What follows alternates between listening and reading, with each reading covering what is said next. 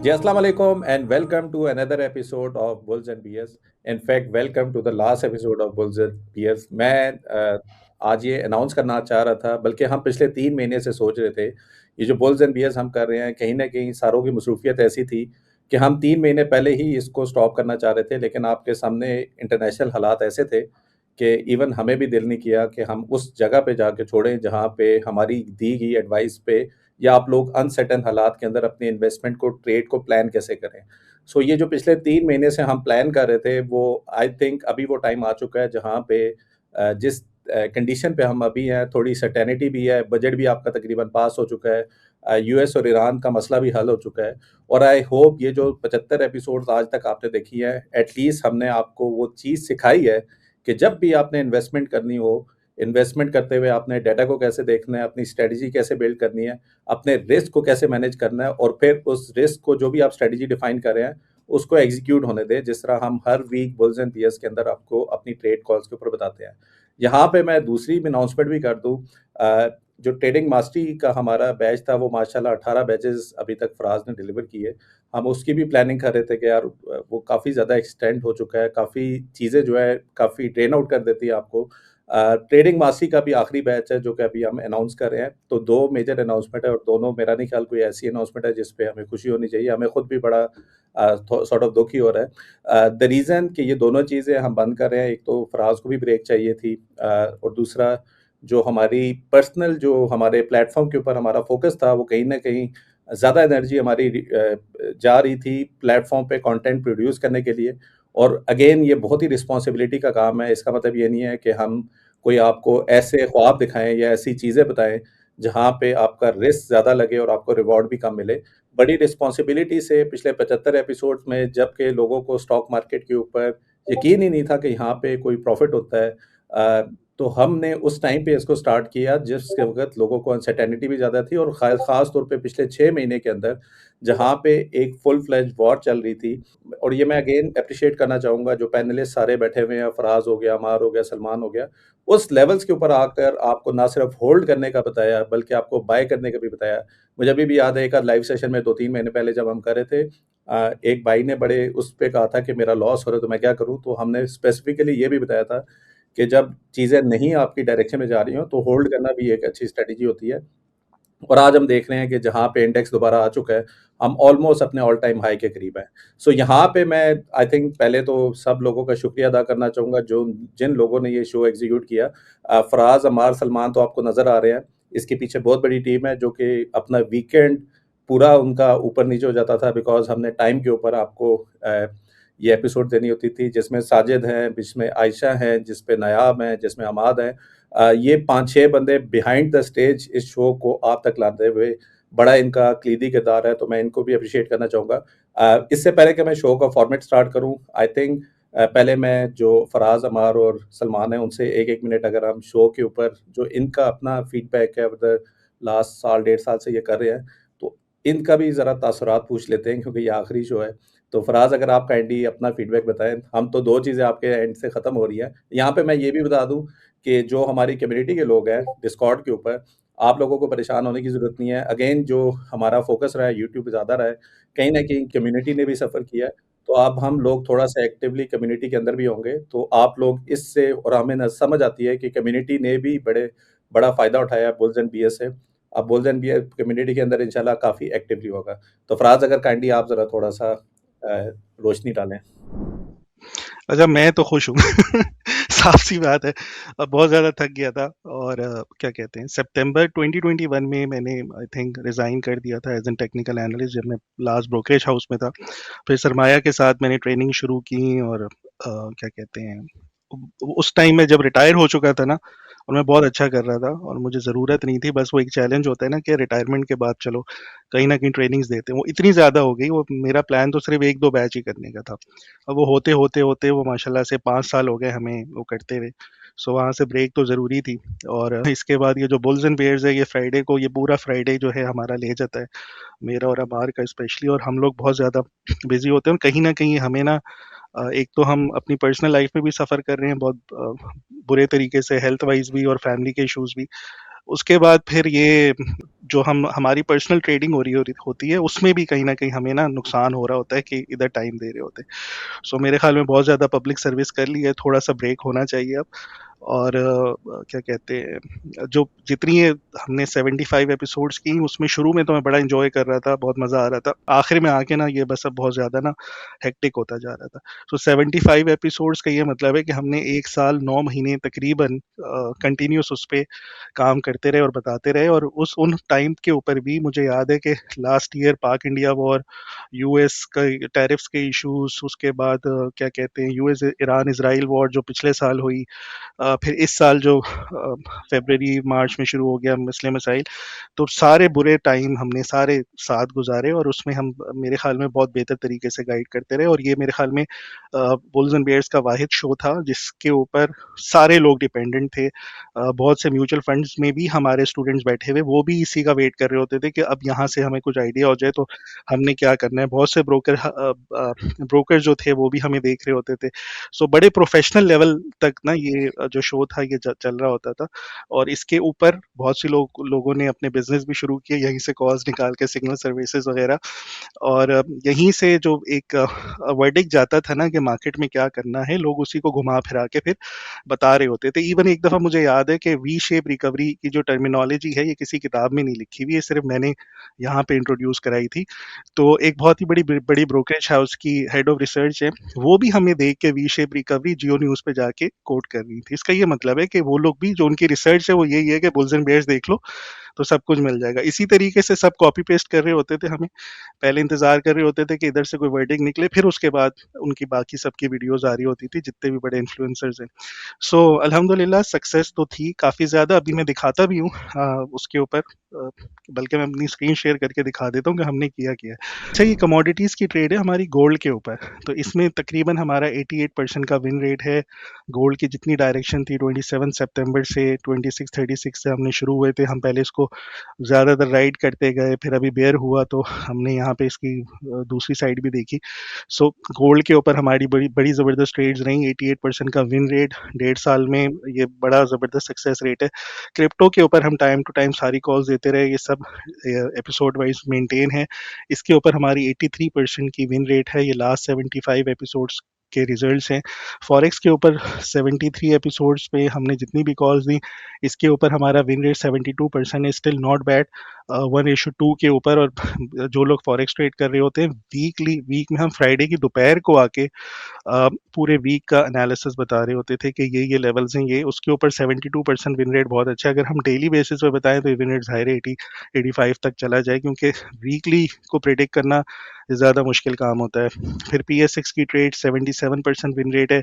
255 हमारी trades complete हो चुकी हैं, 273 कॉल्स थी, 18 जो हैं चल रही हैं, जो ट्रेड्स चल रही हैं उनके बारे में बता देता हूँ। जैसे फॉर एग्जांपल हमने क्विज कहा है 32 के ऊपर बाय करें, अभी तक ट्रिगर नहीं हुआ, ये बाय लिमिट में है।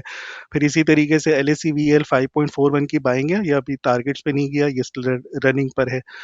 तो इस तरह की ट्रेड्स ओपन है। इसके अलावा जो है ये सारा का सारा सक्सेस रेट है।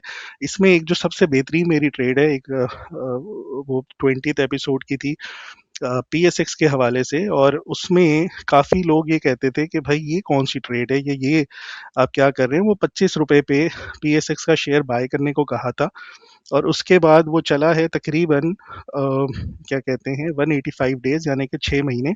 ये थी वो ट्रेड। 25 रुपए पे कहा था कि 21.50 के ऊपर इसका SL रखे, और ये 37 तक जाएगा। 185 डेज का मतलब होता है 6 मंथ। 6 मंथ्स में एक ही ट्रेड आपकी चल रही है स्विंग, और ये हमने बताया हुआ था कि स्विंग ट्रेड है, कि इतने टाइम चल सकती है और इसके रिजल्ट्स इतने आएंगे। सो ओवरऑल यार बड़ा ज़बरदस्त सक्सेस रेट रहा। शुरू में बहुत इंजॉय कर रहे थे, अब जो है मेरे ख्याल में बड़ा हेक्टिक होता जा रहा है हमारे लिए।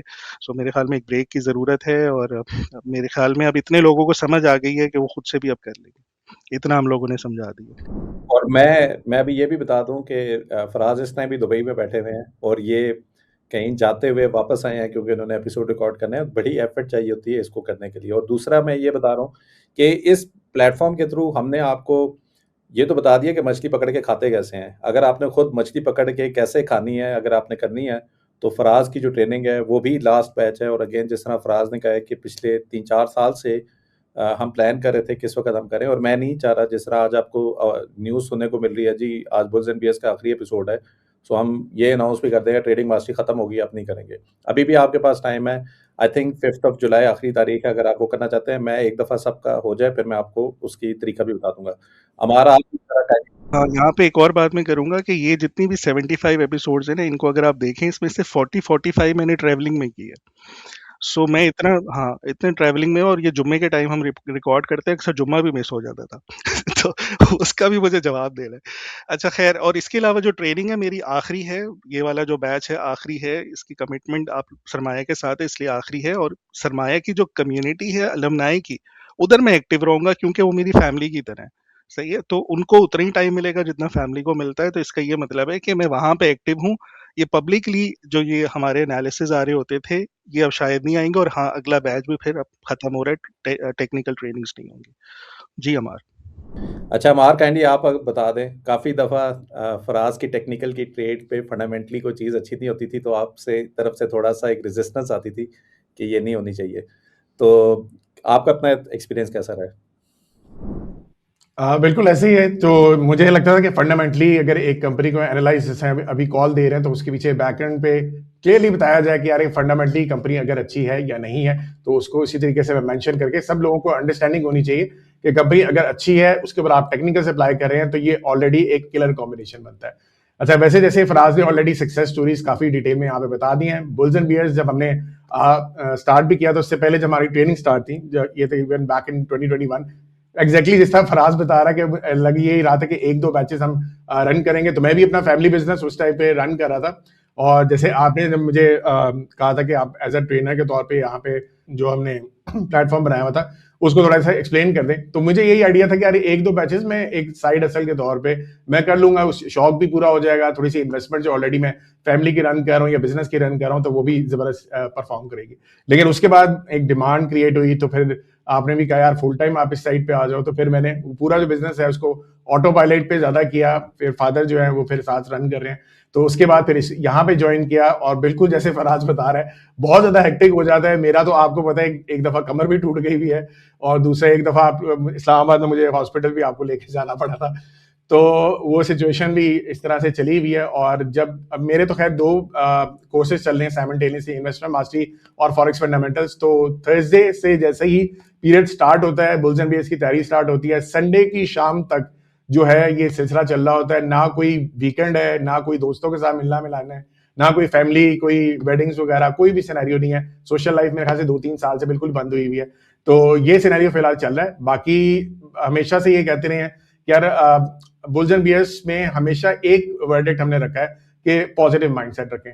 तो हमेशा अगर आप देखो कि आप कोई भी सोशल मीडिया पे चले जाओ, कहीं भी आप जियो न्यूज खोल लो या कोई भी न्यूज चैनल खोल लें, वहां पे आपको नेगेटिविटी नजर आ रही होगी, कोई मसला मसाइल नजर आ रहा होगा। लोग जो हैं वहां पे ये बता रहे होंगे कि मुल्क बर्बाद हो गया, सिचुएशन खराब हो गई, और उसी को सेल किया जा रहा होता है। आप लोगों को ये अंडरस्टैंडिंग नहीं होती कि न्यूज चैनल जब तक जो है वो एक नेगेटिविटी नहीं फैलाएंगे, तब तक वो अपना बिजनेस नहीं करेंगे। ठीक है, नेगेटिविटी में उनकी एड्स चलती हैं, एड्स ज्यादा लोग देखते हैं, फिर उनका पैसा बनता है, ये इनका बिजनेस मॉडल है। ठीक है, हम अपने एंड पे उनके शेयर्स भी खरीद लेते हैं, तो ये भी सिनेरियो हमारे लिए बेहतर हो जाता है। दूसरे एंड पे आपको पॉजिटिविटी दिखाते दिखाते मेरे ख्याल से कब से हम बता रहे हैं, 2021 से जब से स्टार्ट किया, तब से हमने इशू में बताया था कि आपकी स्टॉक मार्केट जो है अभी परफॉर्म नहीं करेगी। आपके जो फंडामेंटल फैक्टर्स हैं, जो हम एक्सप्लेन भी करते हैं बार बार हर बुल्स एंड बियर्स में, क्या इंटरेस्ट रेट कैसा जा रहा है, इन्फ्लेशन कैसी जा रही है, वो सारी हम मैं रिपीट करता हूँ बार बार। फिर 23 ऑनवर्ड्स मैंने और फराज ने बार बार कहना शुरू कर दिया। यूट्यूब पे हम रन करते तब बुल्स एंड बियर्स हमारा थोड़ी देर बाद स्टार्ट हुआ था, तब से हमने कहना शुरू कर दिया कि अब यहां से मार्केट आपकी बहुत जबरदस्त परफॉर्म करेगी, क्योंकि सारे फंडामेंटल फैक्टर्स आपके जो एक स्टॉक मार्केट को देखने चाहिए या आपकी इकोनॉमी को देखने चाहिए, वो बहुत बेहतरीन चल रहे हैं। और उसके बाद अभी तक देखें बहुत ही जबरदस्त चल रहा है। इस टाइम पे भी अगर गोइंग फॉरवर्ड आपको लगता है कि पाकिस्तान के अंदर कोई हालात खराब है, तो भाई आप थोड़ा सा फोकस करें कि मैं ये कहता हूं कि पाकिस्तान के अंदर बहुत अपॉर्चुनिटीज हैं। ठीक है, जहां पे अमेरिका में अगर आपको एक बंदे से किसी भी इलेक्ट्रिशियन से काम करा लो या कोई किसी से काम करवा लें, $100,000 आपको किसी भी काम के देने पड़ते हैं ऑन एवरेज। ठीक है, और वही काम अगर आप पाकिस्तान इंडिया में करवा लें, तो वो $10,000 या $15,000 में भी आपको वो कर सकते हैं, गिवन कि अगर चले ऑनलाइन वगैरह काम है, तो there is a high opportunity. अगर आपको यहाँ पे लगता है कि सैलरी में इतना नहीं मिलता या आपको फ्रीलांसिंग में अपॉर्चुनिटी मिलती है, कोई प्रोजेक्ट आपको मिलता है, थोड़ी सी हिम्मत करें, थोड़ी सी जान लगाएं। आप देखिए पाकिस्तान स्टॉक मार्केट के अंदर पिछले 2-3 सालों से ऑन एवरेज 20% से ज्यादा आपकी अर्निंग्स ग्रो कर रही हैं हर कंपनी की, ठीक है। तो ये चीज को समझे कि अर्निंग्स जब ग्रो कर रही हैं तो बिजनेस चल रहा है, डिस्पाइट द फैक्ट कि जितने मुश्किलात हमारी सिचुएशन गुजरी है, फिर भी मार्केट हमारी परफॉर्म करी है।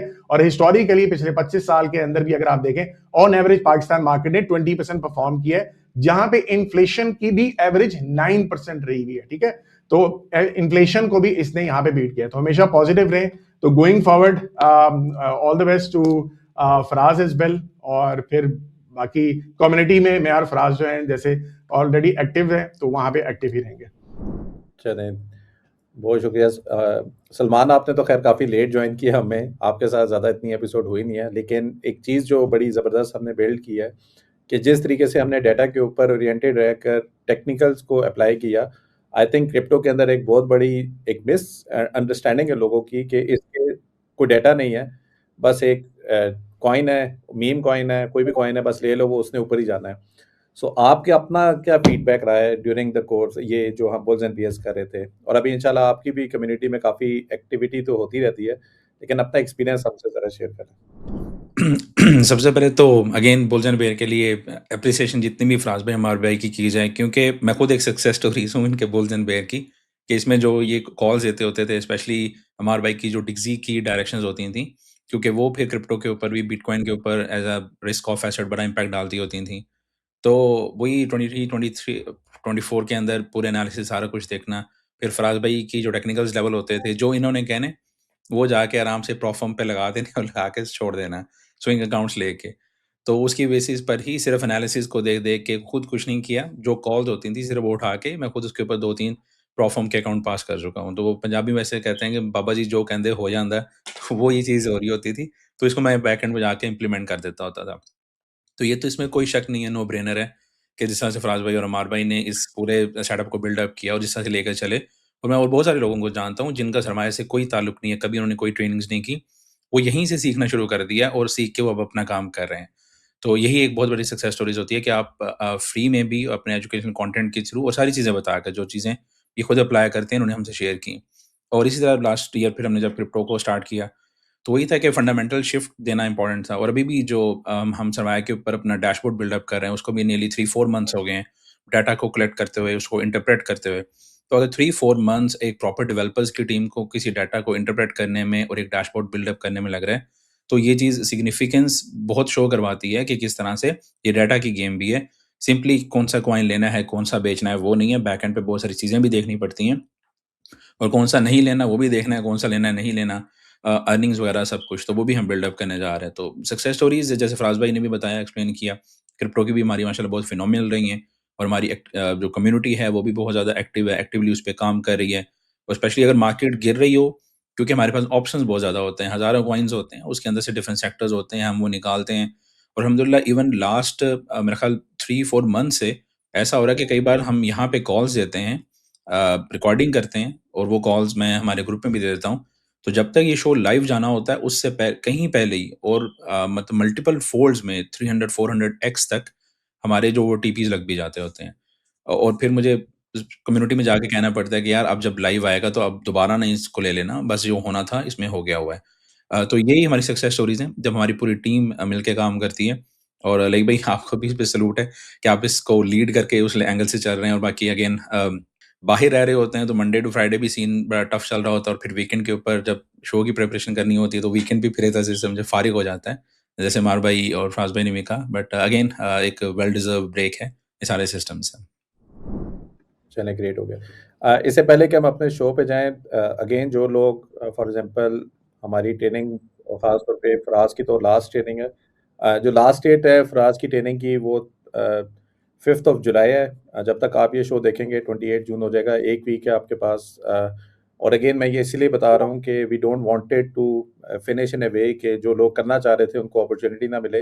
Unfortunately after July may be आप ये पर्टिकुलर ट्रेनिंग डिलिस्टेड ही समझे सरमाया.pk की वेबसाइट से। इन्वेस्टिंग मास्टरी अभी भी ओपन है। इसकी जो डेट है वो 1st ऑफ जुलाई हमने रखी हुई है, जो एंड डेट है। अगर आप लोगों ने करनी है trading, forex fundamental unfortunately close हो चुकी है। और अगेन बहुत ज़्यादा पीछे डेवलपमेंट है, जिस तरह अभी सलमान ने भी कहा, फॉरेक्स फंडामेंटल पे हमें पूरा 1 साल लगा चीज़ें डेवलप करने का।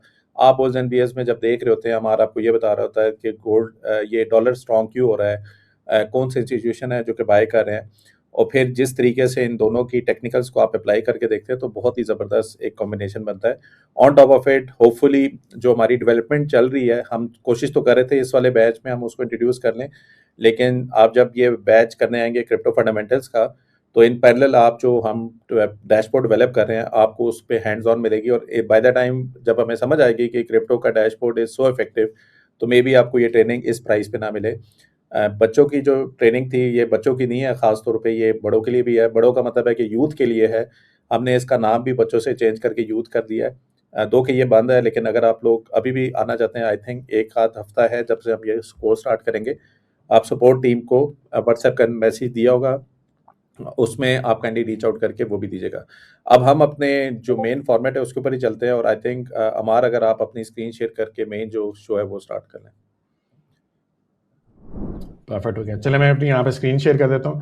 अच्छा, दूसरा यहाँ पे मैं जर का पोर्टफोलियो भी अपना यहाँ पे दिखा दूँ। अगेन वेरी गुड इनिशिएटिव जो लईक भाई ने यहाँ पे स्टार्ट किया है। बहुत ज़्यादा चीज़ें हमने इसमें यहाँ पे डेवलप कर दी हैं।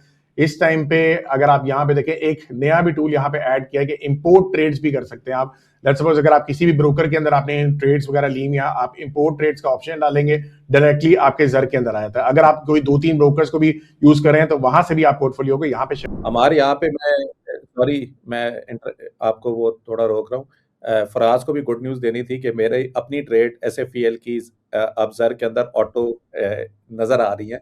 हम उसकी फाइनल स्टेजेस के ऊपर हैं, तो जब वो हो जाएगा तो इंशाल्लाह फिर वो भी आपको बाय डिफ़ॉल्ट यहाँ पे नज़र आएगी।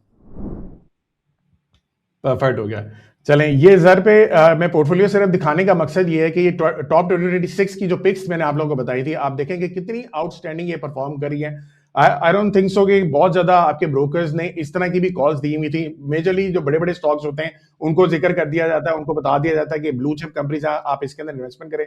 हार्डली मेरे ख्याल से बहुत ही कम थी ऐसे ब्रोकर्स हाउसेज जिन्होंने सर्विस इंडस्ट्री का बताया हुआ था। यहाँ पे अगर आप देखो 50% की परफॉर्मेंस ये अब तक कर चुका है, और अभी भी ये बहुत जबरदस्त ऊपर जा रहा है। फिर आप देखें Atlas Honda, one of my favourite, मैं पिछले साल भी इसकी रिकमेंडेशन दी थी, अभी भी बेहतरीन परफॉर्म कर रहा है।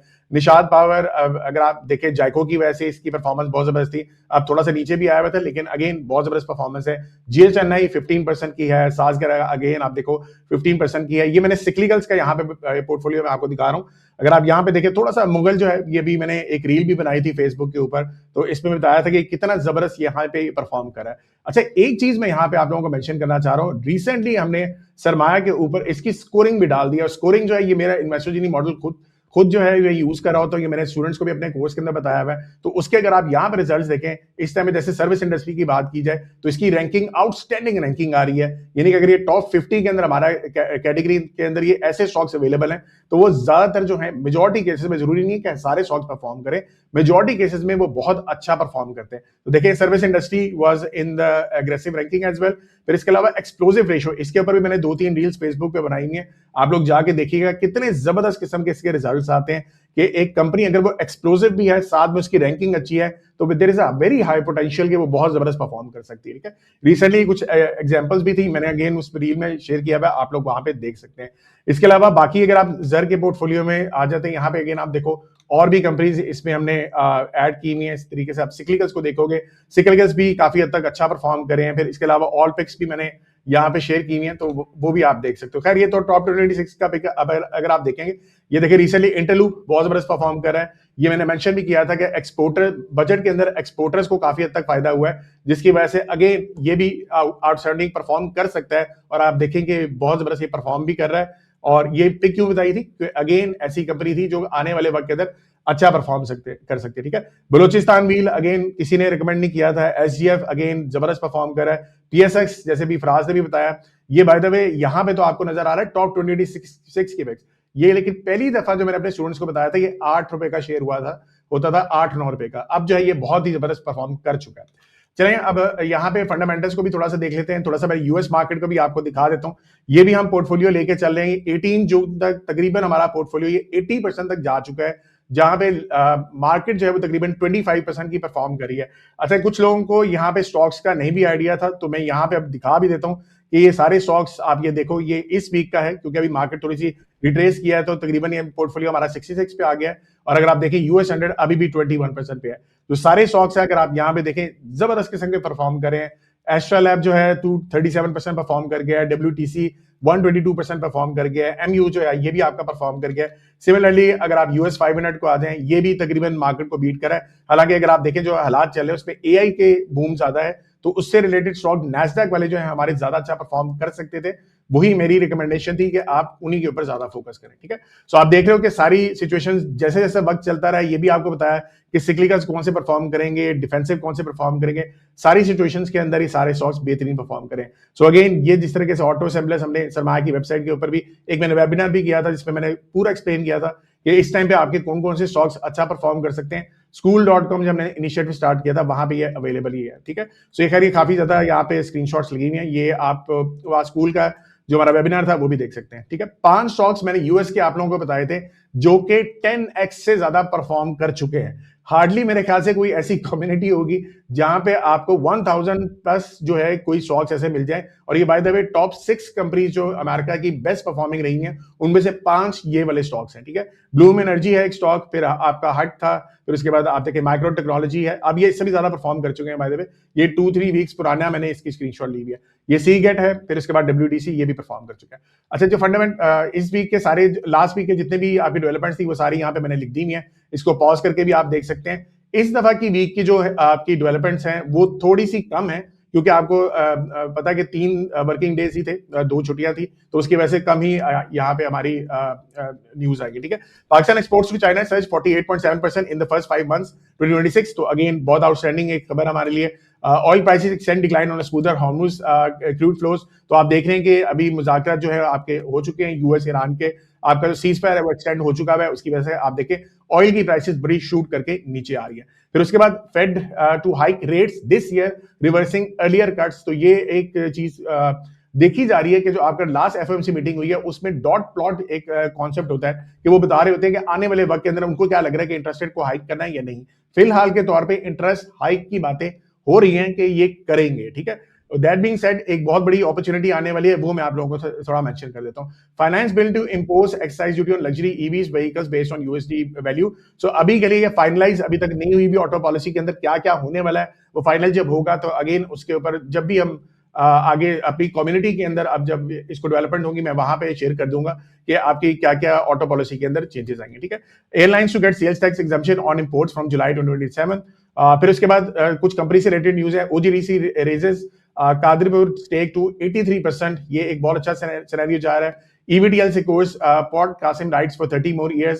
सो ये एंग्रो के साथ पोर्ट कासिम का एक और कंपनियां उसने राइट्स उनको मिल गए हैं 30 years के लिए।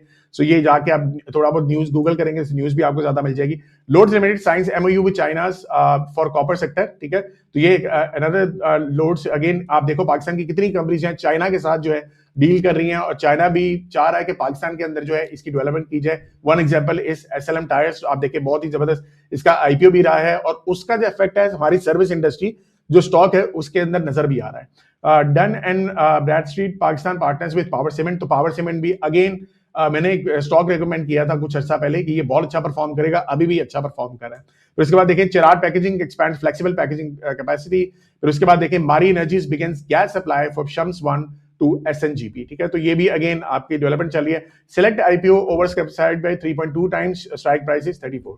तो ये एक और सिनेरियो, एक और IPO हुआ है वो भी ओवरसब्सक्राइब हो गया क्योंकि इसकी प्राइस अर्निंग जो थी as compare to the industry वो काफी हद तक कम थी। और इसके ऊपर भी मैंने सरमाया यूट्यूब चैनल के ऊपर एक वीडियो पोस्ट की हुई है कि आप IPOs को कैसे देखें कि अगले 50 दिन तक आपको एक अच्छा जंप मिल जाए उन स्टॉक्स के अंदर, उन IPOs को आप लोगों ने कैसे सिलेक्ट करना है। तो ये सरमाया यूट्यूब पे जाके आप लोगों ने लाजमी वो वीडियो देखनी है। ठीक है, अच्छा, दैट बीइंग सेड, एक अपॉर्चुनिटी आने वाली है, इसके ऊपर मैं और फराज आगे भी बात कर लेते हैं।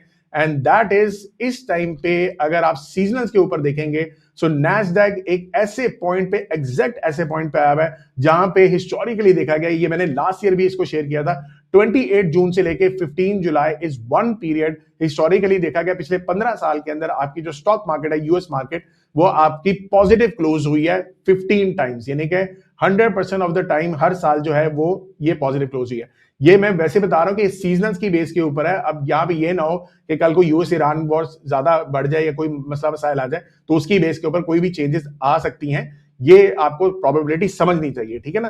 तो अगर ये सिचुएशन नहीं रहती तो there is a very high chance कि दोबारा एक दफा ये ऊपर लाजमी अच्छा परफॉर्म करके जाएगी। सिमिलर गोज फॉर ये मेटल्स भी, अगर आप गोल्ड पे जाएंगे, प्लैटिनम वगैरह पे जाएंगे, इसके अंदर भी थोड़ा सेम ही कहानी नजर आ रही है। So there is going to a very big development. ये आगे हम डिटेल में जब फराज के साथ डिस्कस करेंगे फिर हम इसको देखते हैं। अच्छा चलें अब चलते हैं फराज भाई की तरफ। जी फराज भाई, इस दफा की पाकिस्तान स्टॉक मार्केट को आउटलुक है उसके बारे में भी थोड़ा सा एक्सप्लेन। जी बिल्कुल अमार, आउटलुक के ऊपर हम बात करें तो वही पॉइंट्स हैं जो पिछले वीक थे। इसका ये मतलब है कि हम जो लास्ट वीक का आउटलुक था वही दोबारा से रिपीट करेंगे यहीं पे।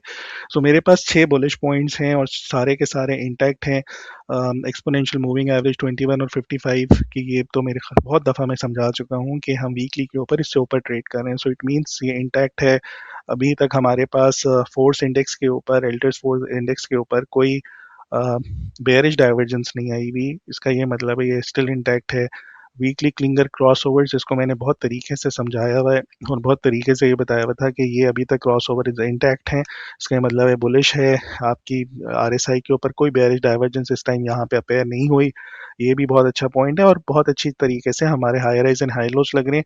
पिछले दिनों मैंने यहाँ पे समझाया था कि ये वाले जो पैटर्न्स होते हैं जो इस तरीके के बन रहे होते हैं जैसे यहाँ पे था, ये कंटिन्यूएशन पैटर्न्स होते हैं और ये बेसिकली ऊपर की तरफ ब्रेक करते हैं। जो रिवर्सल्स होते हैं वो ये ऐसी डाइवर्जेंस यहाँ पे आती हैं, इस तरह के रिवर्सल्स बनते हैं, तो दोनों में फ़र्क है। सो अभी तक हमारे पास ये कंटिन्यूएशन पैटर्न चल रहा है। ये सिंगल आपका हाई बना हुआ है और ये अभी ये ब्रेक हो जाएगा और आने वाले टाइम पे ये भी रेजिस्टेंस 190 की भी मुझे लग रहा है कि ये पूरी की पूरी बढ़ती हुई ऊपर की तरफ चली जाएगी। उसके बाद लास्ट टाइम हमने डिस्कस किया था कि जुलाई से दिसंबर तक की जो कैरेक्टरिस्टिक है पाकिस्तानी स्टॉक मार्केट की, वह हर पिछले 3 साल से जो आखिरी 6 महीने हैं उसमें 60% 65% की रिटर्न्स दे रही है पिछले 3 साल से। जो पहले 6 महीने होते हैं उसमें स्ट्रगल कर रही होती है मार्केट, कंसोलिडेट हो रही होती है। जो नेक्स्ट 6 मंथ्स हैं जुलाई से दिसंबर तक, सो होप सो ये वाला जो इसकी कैरेक्टरिस्टिक है ये इस दफ़ा भी हमें यहाँ पे नज़र आए। ये जो हमारा क्या कहते हैं, ये जो हमारी रिकवरी हो रही है इस तरह की प्रोमिनेंट वी शेप है, ये मोस्ट लाइकली यहाँ पे कहीं जाके रुक के थोड़ा सा और फिर नई नेक्स्ट लेग जो है इसकी बनेगी और जो मेरे टारगेट्स हैं वो 230 के हैं। सो उम्मीद यही है कि इसमें ये ट्रेंड जो है कंटिन्यू रहे और अगले 6 मंथ्स में हमें एक अच्छे रिजल्ट्स यहाँ पे देखने को मिले। सो ओवरऑल मैं सबसे यही कहूँगा कि 100 इंडेक्स स्टिल बुलिश है और उम्मीद यही है कि ये ट्रेंड यहाँ से कंटिन्यू रहेगा। इमीडिएट टारगेट्स आप लोग 190 के रख सकते हैं और उसके बाद देखना ये पड़ेगा कि ये ब्रेकआउट 190 वाला कैसे होता है जो हमारे नेक्स्ट टारगेट्स को जाके हिट करे। जी अमार।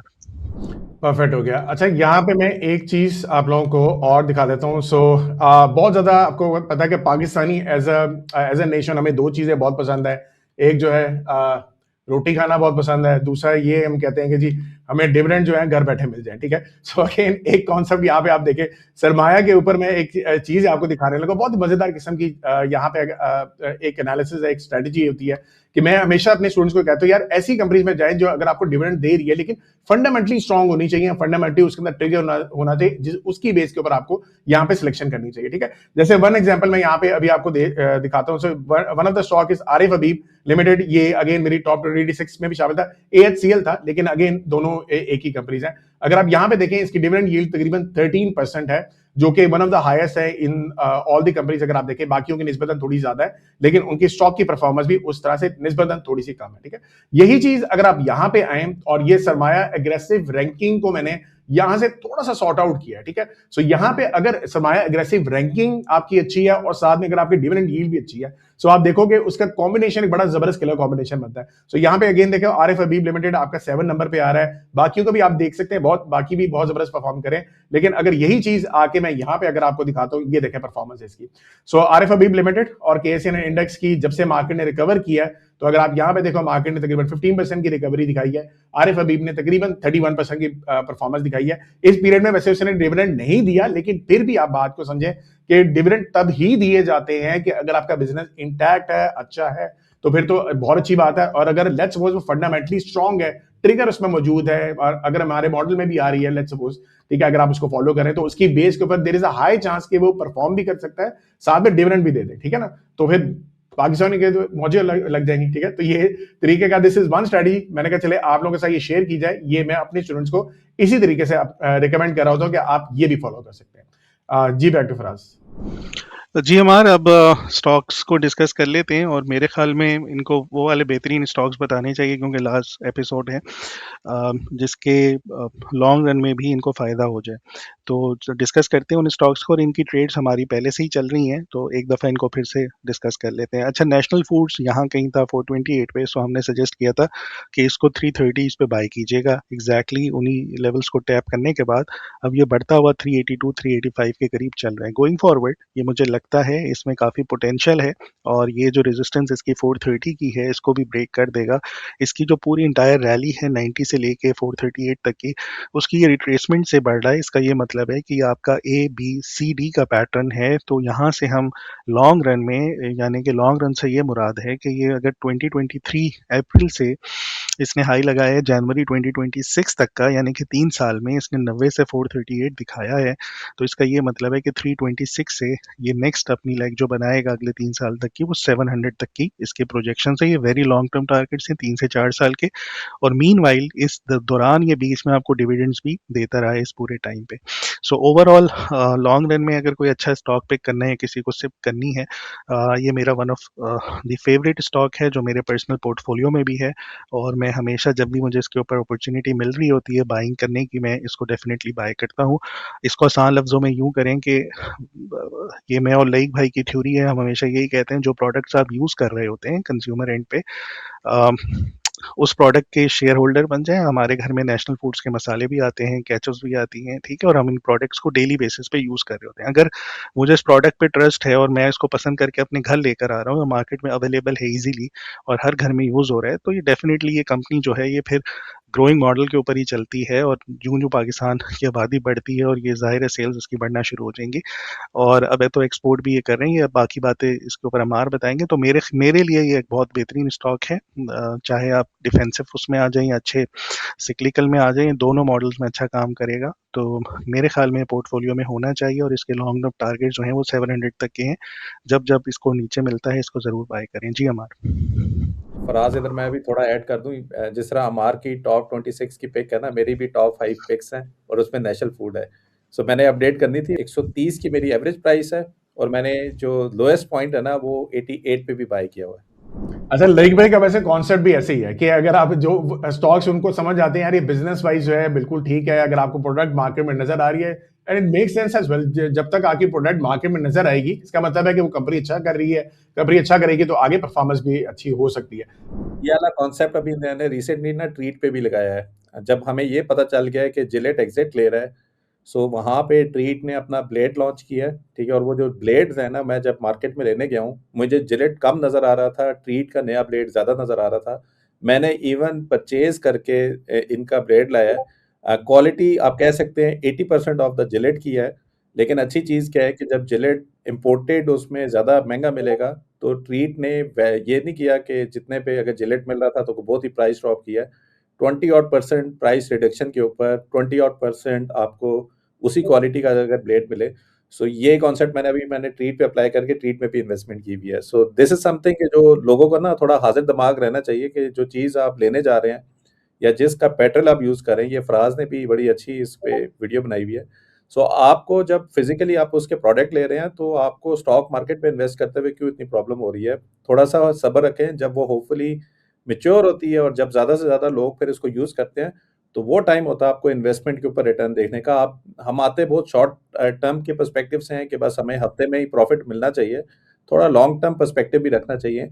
यही कंपनीज को बनाते हुए सदियां लगती हैं, और हम एज एन इन्वेस्टर हमें मिनट चाहिए कि हमारी मिनट में ट्रेड पे प्रॉफिटेबिलिटी भी हो जाए। तो थोड़ा ना पेशेंस भी लाना चाहिए इन्वेस्टमेंट के रिटर्न्स पे। अच्छा चलो, अब इस पे नंबर्स पे आ जाते हैं। नंबर्स ऑलरेडी अगर आप देखें सरमाया अग्रेसिव रैंकिंग में बहुत जबरदस्त स्कोर यहाँ पे आ रहा है। एक्सप्लोसिव रेशियो भी वैसे अपने एंड पे बना हुआ है जो कि वो भी बहुत जबरदस्त बता रहा है। मार्जिन ऑफ सेफ्टी अच्छी यहाँ पे है। अगेन ये हिस्टोरिकल डाटा के ऊपर होती है। मैं हमेशा से कहता हूँ इसको थोड़ा सा आपको ये कंसिडर करना होता है कि आपकी जो मार्जिन ऑफ सेफ्टी है ये अगर 50% से ऊपर है तो मैं उसको कंसिडर करता हूँ कि there is a high margin. हर बंदे के डिफरेंट टेक्निक्स होती हैं इंट्रिंसिक वैल्यूज निकालने की, जो मैंने सरमाया के ऊपर डाली हुई है। मैं क्लियरली बताता हूँ कि इसमें ज्यादा आपको नंबर नजर भी आएगा, लेकिन you have to make sure जो मेरा टेक्निक है 50% से ज्यादा है तो आप कंसिडर कर सकते हो कि उसके पास कैश अच्छा पड़ा हुआ है, अर्निंग्स ग्रोथ वगैरह अच्छी है, आने वाले वक्त के अंदर अगर बाकी सारे फैक्टर्स ठीक हैं फिर अच्छा परफॉर्म करेगा। ठीक है, तो बिजनेस भी आपको यहाँ पे देखना होगा। अच्छा, यहाँ पे अगर आप जा जाओ तो ये अभी के लिए थोड़ी सी इसकी जो है रेवेन्यू नीचे गिरा है, लेकिन गोइंग फॉरवर्ड मुझे लग रहा है कि रेवेन्यू जो है इसका थोड़ा सा बेहतर हो जाएगा। अर्निंग्स आप देखो बहुत आउटस्टैंडिंग आई है रिसेंटली, एकदम से शार्प इसमें एक इंक्रीज नजर आया अर्निंग्स पर शेयर का, जिसकी वजह से अगर आप देखें इसकी परफॉर्मेंस भी काफी हद तक अच्छी नजर आ रही है। एंड गोइंग फॉरवर्ड जो है अगर इसी तरीके से ही अपने जो प्रोडक्ट्स जो है वो सेल करता रहेगा तो तब भी इसमें बेहतरी नजर आएगी। इसमें अगेन इसके कुछ डेवलपमेंट्स हैं, उसके ऊपर थोड़ी सी बात कर लेते हैं। जैसे मैंने पहले भी आपको एक दो दफा हमने पहले भी इसकी कॉल दी हुई है, आपको बताया था कि 50% जो है मार्केट शेयर इन कैचअप जो है ये नेशनल फूड के पास है, तो again that is a very big sign. फिर इसके अलावा इनका A1 बिजनेस जो है ये तकरीबन 6 गुना इसको बढ़ा चुके हैं, 50 मिलियन से तकरीबन 2017 में था, अब जो तकरीबन $300 मिलियन तक ये जा चुका है इन 2025। इसके अलावा national food Dubai multi community centre एक इनकी कंपनी है जो ये A1 बैग्स एंड सप्लाईज के अंदर ये डाइवर्स करना चाह रहे हैं, जिसकी वजह से जब इनको कैश आएगा तो वो उसको री इन्वेस्ट करेंगे इन देयर बिजनेसेस। ठीक है, तो ये इनका इरादा है। इसके अलावा जो है ATC होल्डिंग ने इनके शेयर्स को बायबैक किया हुआ है।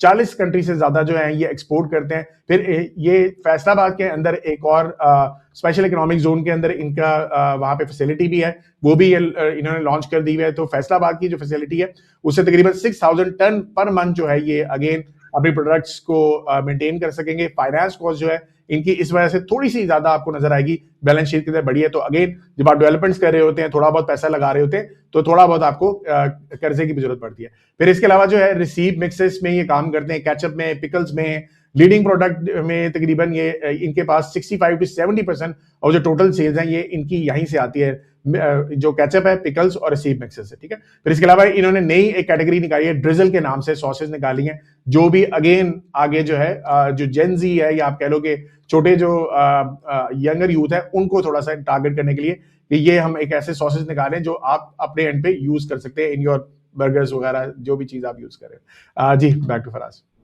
जी, नेक्स्ट पिक हमार कोहार्ट सीमेंट है और ये हमने बड़े बड़े अच्छे लेवल्स पे सजेस्ट किया हुआ था इसको बाय करने का, यहाँ पे ये जब ड्रॉप हो रहा था।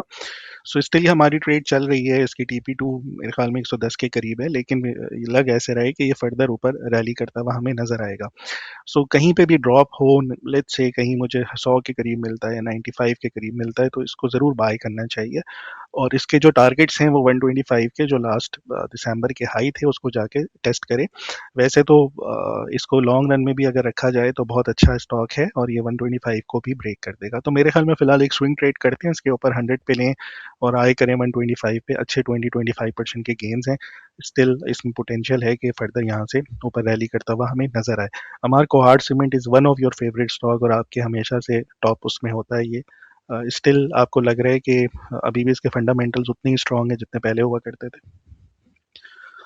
अच्छा, फंडामेंटल्स तो इसके स्ट्रांग है, लेकिन मेरी टॉप में अभी टॉप पिक्स में नहीं है कोहार्ट सीमेंट। वैसे मैं ये रिकमेंड करता हूँ कि एक ऐसी कंपनी है कि जो कैश रिच है, जिसके पास कर्जा नहीं है, तो फिर ऐसी कंपनीज के अंदर आप इन्वेस्टमेंट कर सकते हैं। ये उन पैसों का कुछ भी कर सकते हैं। ठीक है, ये नहीं कि इनके पास अगर कोई लैंड पड़ा हुआ है तो उसको डेवलप कर सकते हैं, ये नहीं कि और कोई मशीनरी लगा सकते हैं, डेवलपमेंट कर सकते हैं। तो इस तरह की चीजें जब कंपनी के पास कैश पड़ा होता है तो वो कुछ भी उससे कर सकती है। ठीक है, एक चीज जैसे मैंने अभी बात कर दी कि प्रॉपर्टी के अंदर इन्वेस्टमेंट कर सकते हैं, तो इनके पास ऑलरेडी लाहौर के अंदर एक लैंड मौजूद था काफी बड़े एरिया के अंदर, तो इन्होंने डिसाइड किया हुआ कि वहां पे ये प्रॉपर्टीज बना के उसको रेंट आउट करेंगे। तो it's a very good sign कि अगेन जो एक चीज आपके पास पड़ी हुई है उसको आप यूटिलाइज करेंगे। ठीक है, सो ये सारा सिनेरियो है इस टाइम पे। अगर आप समय अग्रेसिव रैंकिंग जाओगे, निस्बतन थोड़ी सी आपको यहाँ पे कम नजर आएगी। उसकी रीजन ये है कि एक आध साल से आपके अफगानिस्तान बॉर्डर जो है वो बंद हुआ था, तो थोड़ी सी जो एक्सपोर्ट कुछ नॉर्थ की जो कंपनीज हैं वो काफी हद तक थोड़ी सी चली थी उनकी।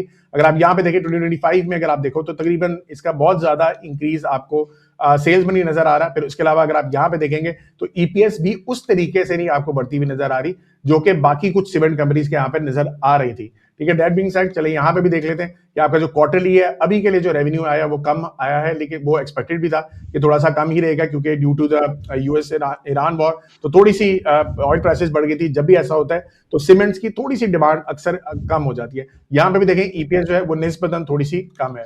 अच्छा, बाकी यहाँ पे बात की जाए, वैसे अगर आप देखें कैश रिच एक कंपनी है। यहाँ पे थोड़ा सा अगर आप नीचे आओगे तो यहाँ पे हम कैश पर शेयर भी यहाँ पे देख लेते हैं। सो लेट्स सी, कैश पर शेयर अगर आप यहाँ पे देखें 38 रुपीज का कैश पर शेयर है। अगर आप देखें 106 रुपीज के ऊपर अभी जो है शेयर परफॉर्म करा है, तो 33% तो इसके पास कैश पड़ा हुआ है। तो आप अंदाजा करोगे जितने कैश ज्यादा होता है उतनी आपकी एज अ कंपनी स्ट्रांग होती है। फिर अगर आप डेब्ट टू इक्विटी देखें ना होने के बराबर है, तो फिर समझ सकते हैं ना कि ऐसी कंपनीज के अंदर इन्वेस्टमेंट लॉन्ग टर्म के हिसाब से कर सकते हो। वैसे ये ओवरऑल रिन्यूएबल एनर्जी के ऊपर काम कर रहे हैं, जो कि सारी सीमेंट कंपनीज कर रही हैं, उसको आपको थोड़ा सा समझना चाहिए। 30 मेगावाट का कोल कैप्टिव पावर प्लांट इन्होंने लगाया है, 2.32 megawatt on grid solar plant इन्होंने लगा दिया हुआ है, कैपेसिटी जिसकी इंक्रीज होकर तकरीबन 17.66 मेगावाट हो चुकी हुई है। तकरीबन जितने भी ये एनर्जी से ये एनर्जी यूज कर रहे हैं उसमें से 42% नेशनल ग्रिड से ले रहे हैं, 30% जो है वेस्ट सीड से ले रहे हैं, 12% सोलर से ले रहे हैं, 50% जो है इंपोर्टेड कोल यूज कर रहे हैं और 50% लोकल कोल यूज कर रहे हैं। इनसाइडर बाइंग इनकी अभी भी चल रही है, कुछ अर्सा पहले चल रही थी। और इसके अलावा देखा जाए तो अल्ट्रा जो प्रॉपर्टीज के नाम से इनके पास जो लैंड था इन लाहौर, ये तकरीबन उसकी मालियत जो बनती है तकरीबन 9.9 बिलियन रुपीस बनती है। तो उसकी बेस के ऊपर आप अंदाजा कर सकते हैं कि ये कंपनी आगे जाके भी अच्छा परफॉर्म कर सकती है। जी, बैक टू फराज। अच्छा, अब फार्मा सेक्टर्स में से एक स्टॉक है एजीपी, इसको देख लेते हैं। और ये भी हमारी कॉल चल रही है और इसके ऊपर हमारा पहला टारगेट 210 का था और उसके बाद सेकंड टारगेट 220 का था। फर्स्ट टारगेट ऑलमोस्ट हिट होने वाला है, लेकिन मैं स्ट्रेट को फर्दर कैरी करूंगा। मुझे लग रहा है कि ये जो 210 की रेजिस्टेंस है ये ब्रेक होगी यहाँ पे और उसके बाद ये फर्दर रैली करता हुआ हमें नजर आए, दोबारा से 250 55 के रेजिस्टेंस को जाके टेस्ट करे। स्टिल इसमें पोटेंशियल है यहाँ से 25% का। और अगर इस पूरे ट्रेंड को हम देखें जो 46 से लेके इसने 250 तक गया था, 5x किया इसने, इस पूरे ट्रेंड का जो आपकी गोल्डन पॉकेट की जोन थी, इसमें ये तकरीबन लास्ट ईयर मार्च से ये कंसोलिडेट हो रहा है। ये बहुत अच्छा साइन होता है कि इतनी बड़ी कंसोलिडेशन जब हो जाए, तो इसका ये मतलब है ये कंटिन्यूशन पैटर्न में है और ये फर्दर फिर ऊपर आपको जाता हुआ नजर आए।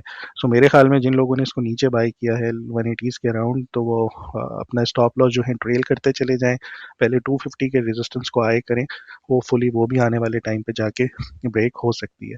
सो इसके फंडामेंटल्स डिस्कस करते हैं। हमारा AGP as compare to other pharmaceutical companies, आपको लग रहा है कि ये जो है बेहतर परफॉर्म कर सकता है या आपकी कोई और पिक होगी फंडामेंटल्स पे? नहीं, AGB is one of my topics from 2025 as well और 2026 एज वेल। मैं हमेशा जिस तरह अभी लाइक भाई बात करते हैं ना कि प्रोडक्ट्स को देखा ज्यादा देखना चाहिए कि इस टाइम पे शेल्फ में कौन सी प्रोडक्ट्स हैं। तो यहाँ पे मेडिसिन में सबसे ज्यादा मैं फोकस करता हूँ कि यार आजकल डॉक्टर्स कौन सी दवाइयां आपको रिकमेंड करते हैं। तो सबसे ज्यादा जो मैंने आज से 1 साल पहले जब मैं पाकिस्तान में ज्यादा अगर कभी बीमार हुआ तो डॉक्टर ने एजोमैक्स हमेशा जो है वो सजेशन दी है। तो 2-3 डॉक्टर्स पे मेरा ये एक्सपीरियंस रहा है कि ऐसा सिनेरियो उन्होंने किया है, जिसकी वजह से अगेन एजोमैक्स को मैंने देखा है बैकएंड से कौन सी कंपनी है, तो पता लगा कि एजीबी इज वन कंपनी जो कि इसके पीछे बैकएंड पे इसको बनाती है। तो आप अगर आप देखें तो बहुत ही जबरदस्त किस्म के इसके स्कोर भी अच्छा है और as compare to other pharmaceutical companies अच्छा इसका मेरे पास स्कोर भी आ रहा है। इसके अलावा जो है अगर आपको पता होना चाहिए कि 2024 के अंदर एक बहुत बड़ा एक गवर्नमेंट ने डिसीजन लिया कि नॉन एसेंशियल ड्रग्स, ये 2 किस्म के ड्रग्स होते हैं, एसेंशियल लाइफ सेविंग वाले और नॉन एसेंशियल ड्रग्स।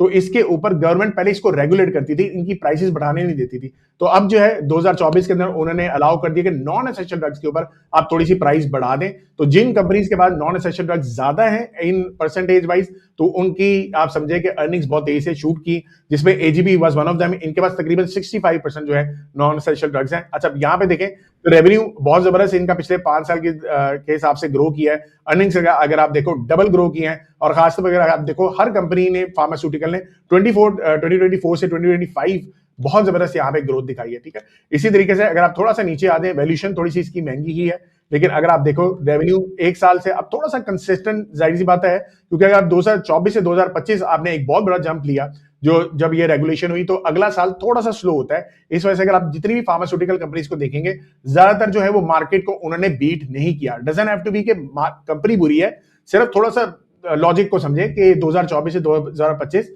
अच्छा जंप लग गया, इसकी वजह से 2025 से 2026 तो हो सकता है कि थोड़ा स्टेगनेंट होके ये परफॉर्म करे। इसी वजह से मेरी रैंकिंग के अंदर आप देखोगे कोई भी फार्मास्यूटिकल कंपनी आई थिंक एक आध आ रही है बस, एबट आई थिंक, तो वो आ रही है, बाकी सारी जो है अभी नहीं है, ठीक है। सो अगर आप यहाँ पे देखें अर्निंग्स भी ईपीएस भी तकरीबन उतनी ही है, और अगर आप डेप्थ देखें तो इन्होंने कर्जा थोड़ा सा बढ़ाया, थोड़ी सी एक्सपेंशन कर रहे हैं, जिसकी वजह से अगेन काफी तक सिनेरियो बेहतर लग रहा है। फिलहाल अगर आप इनकी डेवलपमेंट्स की बात की जाए, ये बहुत जबरदस्त है। अगर आप देखें इन्होंने 2023 में फाइजर जो था, इनके 17 ब्रांड्स को इन्होंने एक्वायर कर लिया था, ये भी इनके पास आ गए। फिर उसके बाद एजोमैक्स 4.8 बिलियन रुपीस सेल्स में दे रही है। रिजिक्स एक बहुत फेमस दवाई है, 4.3 बिलियन दे रही है। ओसनेट 2.4 बिलियन की इनको सेल दे रही है, तो इसकी वजह से ये सिनेरियो बेहतर है। फिर इसके अलावा कंपनी ने मार्केटिंग राइट्स ले ली हैं वाइग्रा एंड जेरेक्स में, ठीक है, फ्रॉम ओबीएस ग्रुप, तो ये भी एक इनकी सेल्स के अंदर जाने वाला है सिनेरियो, तो उसकी वजह से भी आप देखेंगे थोड़ी सी सेल्स जो है ज्यादा बेहतर हो सकती है, पर्टिकुलरली पाकिस्तान के अंदर। तो एजीबी बायोटेक फैसिलिटी जो है, ये अगेन इन्होंने इसके ऊपर काम किया है, जिसके अंदर ये मैन्युफैक्चरिंग करने लगे सेमीग्लूटाइड एंड टायरेज पटाइड, पता नहीं क्या नाम है इसका, जो भी है। अच्छा, ये बेसिकली है ओजेम्पिक और मोन्जारो के अंदर आपका ये यूज होने वाली चीजें हैं। इसके अलावा जो है ये तकरीबन 31 कंट्रीज को ये एक्सपोर्ट करते हैं, ठीक है। तो मुझे खासतौर पे ऐसी कंपनीज बहुत पसंद है जो कि एक्सपोर्ट पाकिस्तान के अंदर मैन्युफैक्चरिंग कर रही हैं या पाकिस्तान से बना रही हैं, चाहे इंपोर्ट रॉ मटेरियल कर रही हैं, लेकिन एक्सपोर्ट कर रही हैं डिफरेंट कंट्रीज को। तो ये तकरीबन 31 कंट्रीज को इस टाइम पे ये टारगेट कर रही है, ठीक है।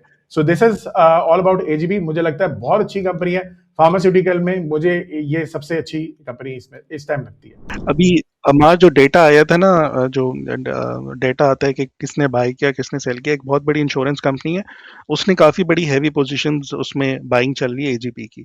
सो मेरे ख्याल में अगर ये कॉर्नर्ड होता है मार्केट से, तो जाहिर है सप्लाई एंड डिमांड होती है, ये आने वाले टाइम पे फिर काफ़ी बढ़ जाएगा। चलें जी, नेक्स्ट पिक पे चलते हैं। नेक्स्ट पिक है केएसबी पम्प्स। अभी टेक्निकल्स पे इतना कुछ खास ये दिखा नहीं रहा, लेकिन ये एक सपोर्ट को सस्टेन कर रहा है जो 200 के करीब आ रही है। मेरे ख्याल में सपोर्ट पे इसको बाय करना चाहिए with the stop loss of 170, और फिर इसके हम टारगेट्स हाई करें 256 के। ओवरऑल अगर इसको देखें वीकली चार्ट के ऊपर ना, ये बहुत ही बड़ी ज़बरदस्त कंसोलिडेशन में, और मुझे इस तरह के जो बेसिक पैटर्न्स होते हैं ना, consolidation and then cup and handle, ये कंटिन्यूएशन पैटर्न्स पे, ये जब ये रेजिस्टेंस ब्रेक होगी ना 280 की, इसमें काफ़ी पोटेंशियल है कि ये 350 360 तक को भी जाके टेस्ट करे लॉन्ग रन में। और प्लस अभी हमेशा हम ये भूल जाते हैं कि पिछले दिनों इसमें काफ़ी ज़्यादा यहाँ पे मैनेजमेंट की एक नई कंपनी जो इसको एक्वायर कर रही थी, आई थिंक काफ़ी ज़्यादा यहाँ पे बाइंग नज़र आई है। अगर ये इस तरह का कुछ है, तो ये ऐसी कंपनी जो बेसिक पैटर्न्स बना रही होती हैं, फिर ये आने वाले टाइम पे परफॉर्म कर जाती हैं। एक चीज़ हमेशा याद रखिएगा, इसमें टाइम ज़रूर लगता है, लेकिन रिजल्ट्स बहुत अच्छे इसके ऊपर आना शुरू हो जाते हैं। अगर कोई स्विंग ट्रेड करना चाह रहे हैं तो फिर इमीडिएट टारगेट्स 227 और 256 के।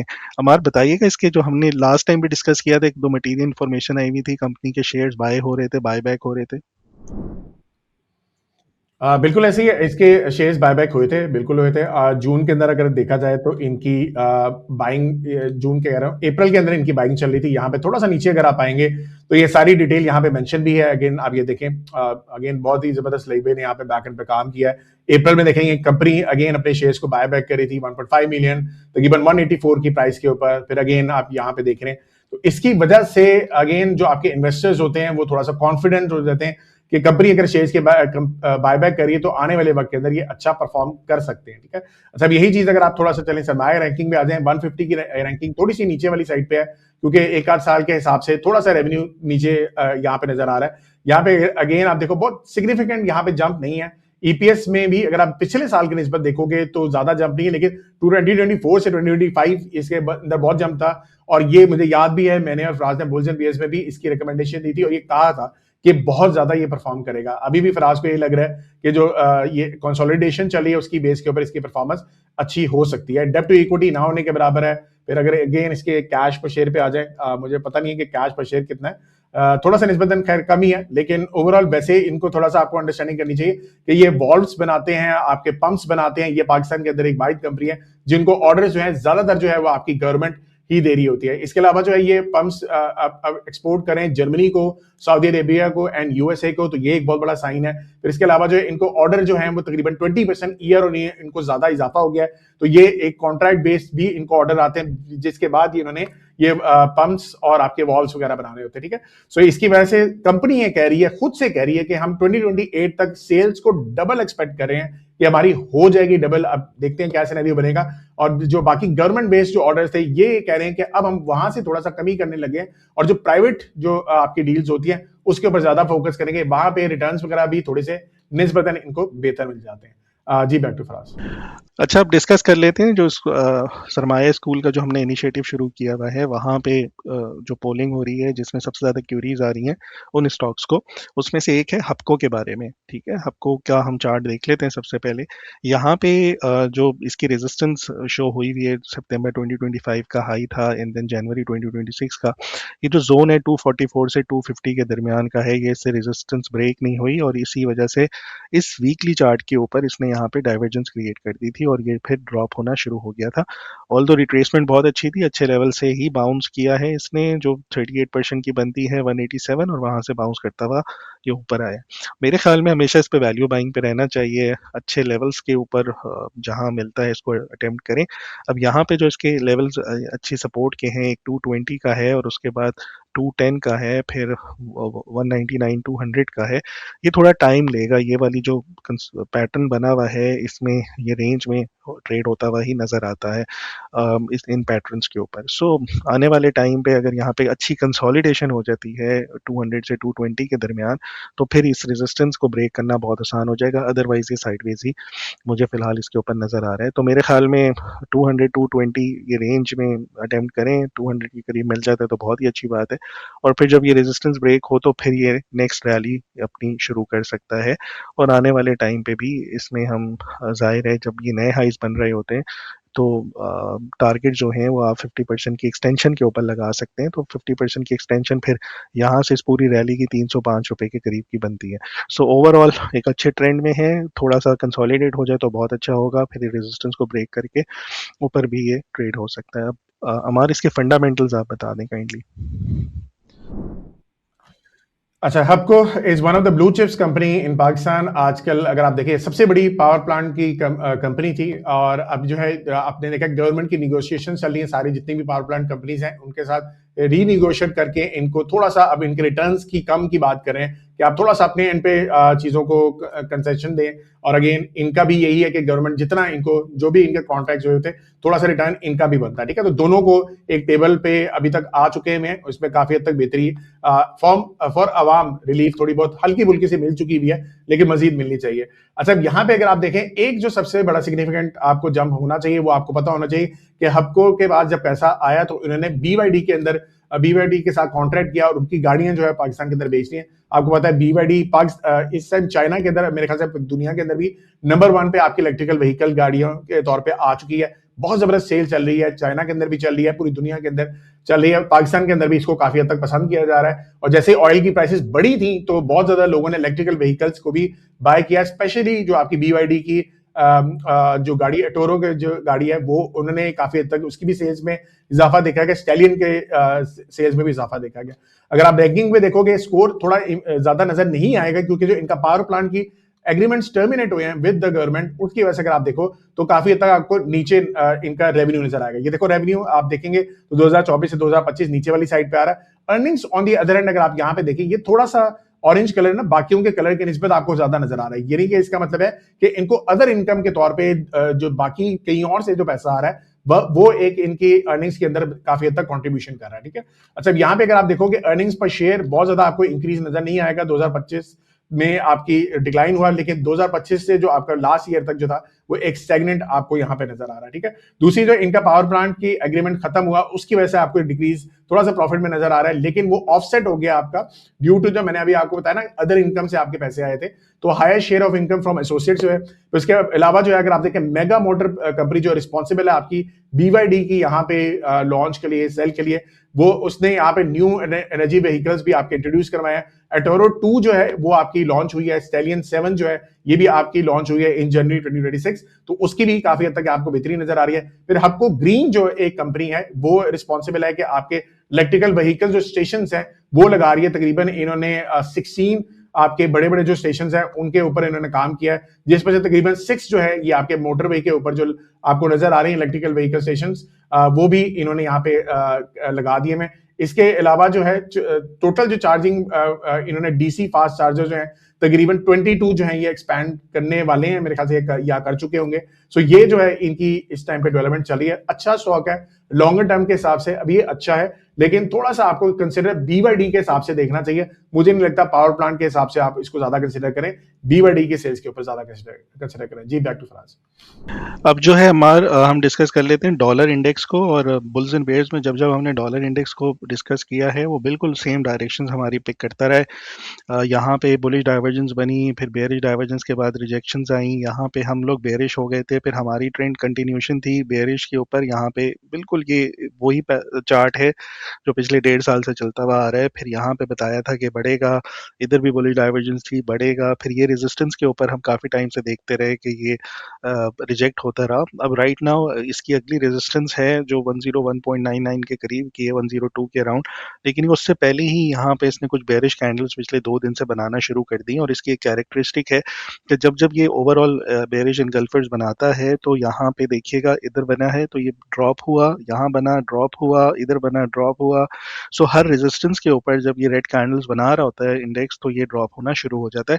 सो मुझे लग रहा है कि ये वाली रेजिस्टेंस इतनी आसान नहीं होगी इसके लिए ब्रेक करने के लिए, चूंकि ये ओवरऑल बहुत बड़े बेयरिश ट्रेंड में रहा है। तो जो इसके ऊपर रेजिस्टेंस आती रहेंगी, रिजेक्शंस आती रहेंगी, तो मुझे लग रहा है कि ये फर्दर यहाँ से करेक्ट होता हुआ दोबारा कहीं इधर इस रीजन में इसको आना चाहिए 99.3 समथिंग के अराउंड। अगर ये नीचे आएगा इसका ये मतलब है कि जितने भी आपके मेटल्स हैं या ग्लोबल स्टॉक मार्केट्स हैं वो बढ़ना शुरू हो जाएंगी। सो अगर हम इसको हम गोल्ड के चार्ट पे लेके जाते हैं तो इसका ये मतलब है कि ये रेजिस्टेंस वहाँ पे शो कर रहा था और गोल्ड जो है अब बुलिश डाइवर्जेंस शो कर रहा है और बहुत ही ज़बरदस्त जोन के ऊपर कर रहा है। जो इसकी जितनी भी रैली थी ना 1600 से 2022 से लेके 5600 तक की, इस पूरी रैली का जो रिट्रेसमेंट लेवल है 38%, ये 4000 के करीब आता है। और लॉजिकली देखा भी जाए तो 5500 से 4000 के करीब ये 35% 40% के करीब की ड्रॉप होती है। यहाँ पे वैल्यू बाइंग हमें ज़रूर नज़र आएगी जिसके ऊपर डेली की डाइवर्जेंस आई। अब ये डेली की डाइवर्जेंस 2022 के बाद बनी है, 4 साल के बाद। इससे ऊपर डेली की बुलिश डाइवर्जेंस नहीं आई थी। और अब यहाँ पे बहुत से लोग कह रहे होंगे कि उस टाइम क्यों नहीं बताया आपने। सो मैं बता दूं हम 1600 से बुलिश थे और उस टाइम ये टारगेट्स $5000 के मैंने दिए हुए थे। मेरे जितने पुराने स्टूडेंट्स हैं उन सबको पता है और मैं उनसे यही कहता था कि इसमें पैसे डाल के रखें, आप लोग प्रॉफिट्स भी पास हो जाएंगे और बहुत पैसे बनाएंगे। और बहुत से लोगों ने बनाए। राइट नाउ मुझे ये लग रहा है कि दोबारा से हिस्ट्री रिपीट हो सकती है इस तरह की। गोल्ड के ऊपर एक मैसिव रैली और ये बॉटम के करीब है, ये डाइवर्जेंस यहाँ पे बनाना इसने शुरू कर दी है। और इसके ऊपर मुझे लग रहा है कि आने वाले टाइम पे दोबारा से हम एक बहुत अच्छी रैली देखेंगे। 2 लॉजिक्स थी इसके पीछे कि ये पंप एंड डंप वाली सिनेरियो क्यों बना। आपको याद होगा मेरी एक वीडियो इसी तरह बुल्स एंड बेयर्स में मैंने कहा था जब गोल्ड ऐसे पंप होकर डंप होता है तो कोई हालात ख़राब होने वाले होते हैं। और उसके बाद हमने देखा था वॉर शुरू हो गई थी। सो ये भी बड़ी ज़बरदस्त प्रेडिक्शन रही थी इसके ऊपर। और जब भी यहाँ पे रिटेलर्स जैसे ही जंग शुरू हुई है रिटेलर्स ने आके इसके पीछे आए हैं ट्रेड के पीछे, तो हमेशा रिटेल ट्रेडर्स का जो सेंटीमेंट होता है उसके अपोजिट चलती है ट्रेड्स। और हमने देखा कि यूएस डॉलर स्ट्रांग हुआ और गोल्ड नीचे आना शुरू हो गया। अब जब जंग ईज डाउन हुई है, कॉन्ट्रैक्ट एग्रीमेंट साइन हो गया है, अब फिर से यहाँ पे लोगों को लग रहा था कि गोल्ड रिलीफ है, यूएस डॉलर जो है वीक होगा अगेन। जैसे ही इस जो 4400 के ऊपर पीस डील की बातें होना शुरू हुई हैं उसके बाद रिटेलर्स ने खरीदना शुरू किया और ये दोबारा से नीचे आना शुरू हो गया। सो हमेशा लॉजिकली ये देखें जो रिटेलर्स आपकी सेंटीमेंट्स होती हैं, रिटेल सेंटीमेंट्स, उसके अपोजिट ही चलती है मार्केट। तो वैसे ही ये परफॉर्म होता हुआ नजर आ रहा है। और यहाँ पे अगेन मैंने सेल कॉल दे दी थी कि सेल करके इधर 4000 के करीब बाय करें, एग्जैक्टली हमारे बाय जोन पर है। सो मुझे लग रहा है कि जो भी वैल्यू बायर्स हैं या गोल्ड खरीदना चाहते हैं शादी के लिए या किसी के लिए या इन्वेस्टमेंट पॉइंट ऑफ व्यू से, this is a time to invest in gold. और ये अच्छे लेवल्स पर है। जो लोग इंतजार कर रहे हैं 3200-3500, मेरे ख्याल में मुश्किल लगता है यहाँ से इसको बढ़ना चाहिए। ये जो डेली की डाइवर्जेंस 4 साल के बाद दोबारा पेयर हुई है, ये कोई छोटी चीज़ नहीं है, इसकी सिग्निफिकेंस रहेगी ज़रूर मार्केट में। बाकी हमारे इसकी COT रिपोर्ट्स के ऊपर अपडेट दें और सीजनल्स इसके बड़े ज़बरदस्त नज़र आ रहे हैं, वो भी काइंडली बताएं। अच्छा, बिल्कुल आप सही कह रहे हैं। अच्छा, सारी चीजें आपको जैसे आपने ऑलरेडी मेंशन किया डॉलर के ऊपर ही डिपेंडेंट होती हैं और आपकी स्टॉक मार्केट्स के अंदर जो रैलीज नजर आती हैं, जो बेहतरीन नजर आती है, वो भी इसी की बेस पे नजर आ रही होती है। ठीक है। अच्छा, इस टाइम पे अगर आप यहाँ पे देखोगे सिवाय रेड कलर के, अगर आप देखें सारी जो बाकी 3 है वो आपकी नीचे वाली साइड है। रेड का मतलब ये है कि आपके जो प्रीवियस के 5 ईयर की जो एवरेज थी वो ज्यादा आपकी कंट्रीब्यूट कर रही थी। लेट्स सपोज इसको थोड़ा सा हटा के देखते हैं, तो इस टाइम पे अगर ये बाकी तीनों को देखेंगे तो ज्यादातर जो है वो नीचे वाली साइड पे नजर आ रही है। अच्छा, ये 2-3 मैं अपने इन पे भी यूज कर रहा होता हूँ। ये पहले मेरे चार्ट से वो थोड़े से इस तरीके से नजर आते थे, ये थोड़ा सा ना चार्ट उस तरीके से आप कह लो कि एडजस्टमेंट सही हुई है। अभी जो हमारे सरमाया के ऊपर आते हैं वो इम्पॉसिबल था उस टाइम पे कि हम इसकी एडजस्टमेंट उस तरह से कर पाए। तो अगर आप यहाँ पे देखोगे तो ये थोड़ा सा यहाँ से ये नीचे वाली साइड आपको नजर आ रही है। सो अगर ये दोनों सिनेरियो हमारे प्ले आउट करते हैं, जिसमें अगर आप ये नीचे वाली साइड पे नजर आएगा और फंडामेंटल्स के ऊपर भी बात की जाए, डॉलर स्ट्रॉन्ग जरूर नजर आ रहा है, लेकिन हर दफा का स्ट्रॉन्ग होने का मतलब ये नहीं होता कि हर दफा ये परफॉर्म करेगा।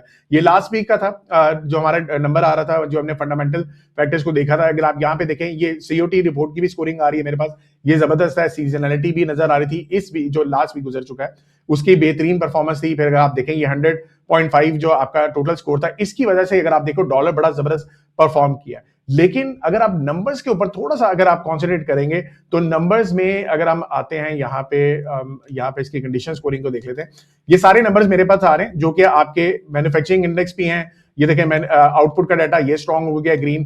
फिर उसके बाद आईएसएम सर्विसेज पीएमआई ये देखें 54.5 आ रहा है। ये बेहतरीन नंबर आपका आ रहा है। नेक्स्ट वीक में भी आपके पीएमआई नंबर्स हैं, ये चीज ध्यान में रखिएगा। मंडे ट्यूसडे को कोई खास न्यूज नहीं है। फिर आपके वेडनेसडे को यूरो के पीएमआई नंबर्स आएंगे, फिर उसके बाद इनके भी पीएमआई नंबर्स हैं। तो अगर पीएमआई नंबर आपके अच्छे आ जाते हैं तो आप देखिएगा मार्केट बहुत तेज से शूट करेगी। जो मुझे लग रहा है कि आपके पीएमआई नंबर्स बुरे नहीं आने चाहिए। अगर आप बाकी डेटा को देखें तो बेहतर है। अगर आप देखें फैक्ट्री आउटपुट बहुत जबरदस्त बढ़ी है। फिर अगर आप उसके बाद ऊपर थोड़ा सा आ जाएं, आप देखें अनएम्प्लॉयमेंट रेट बहुत जबरदस्त है। अनएम्प्लॉयमेंट क्लेम्स भी बहुत ज्यादा नहीं बढ़े।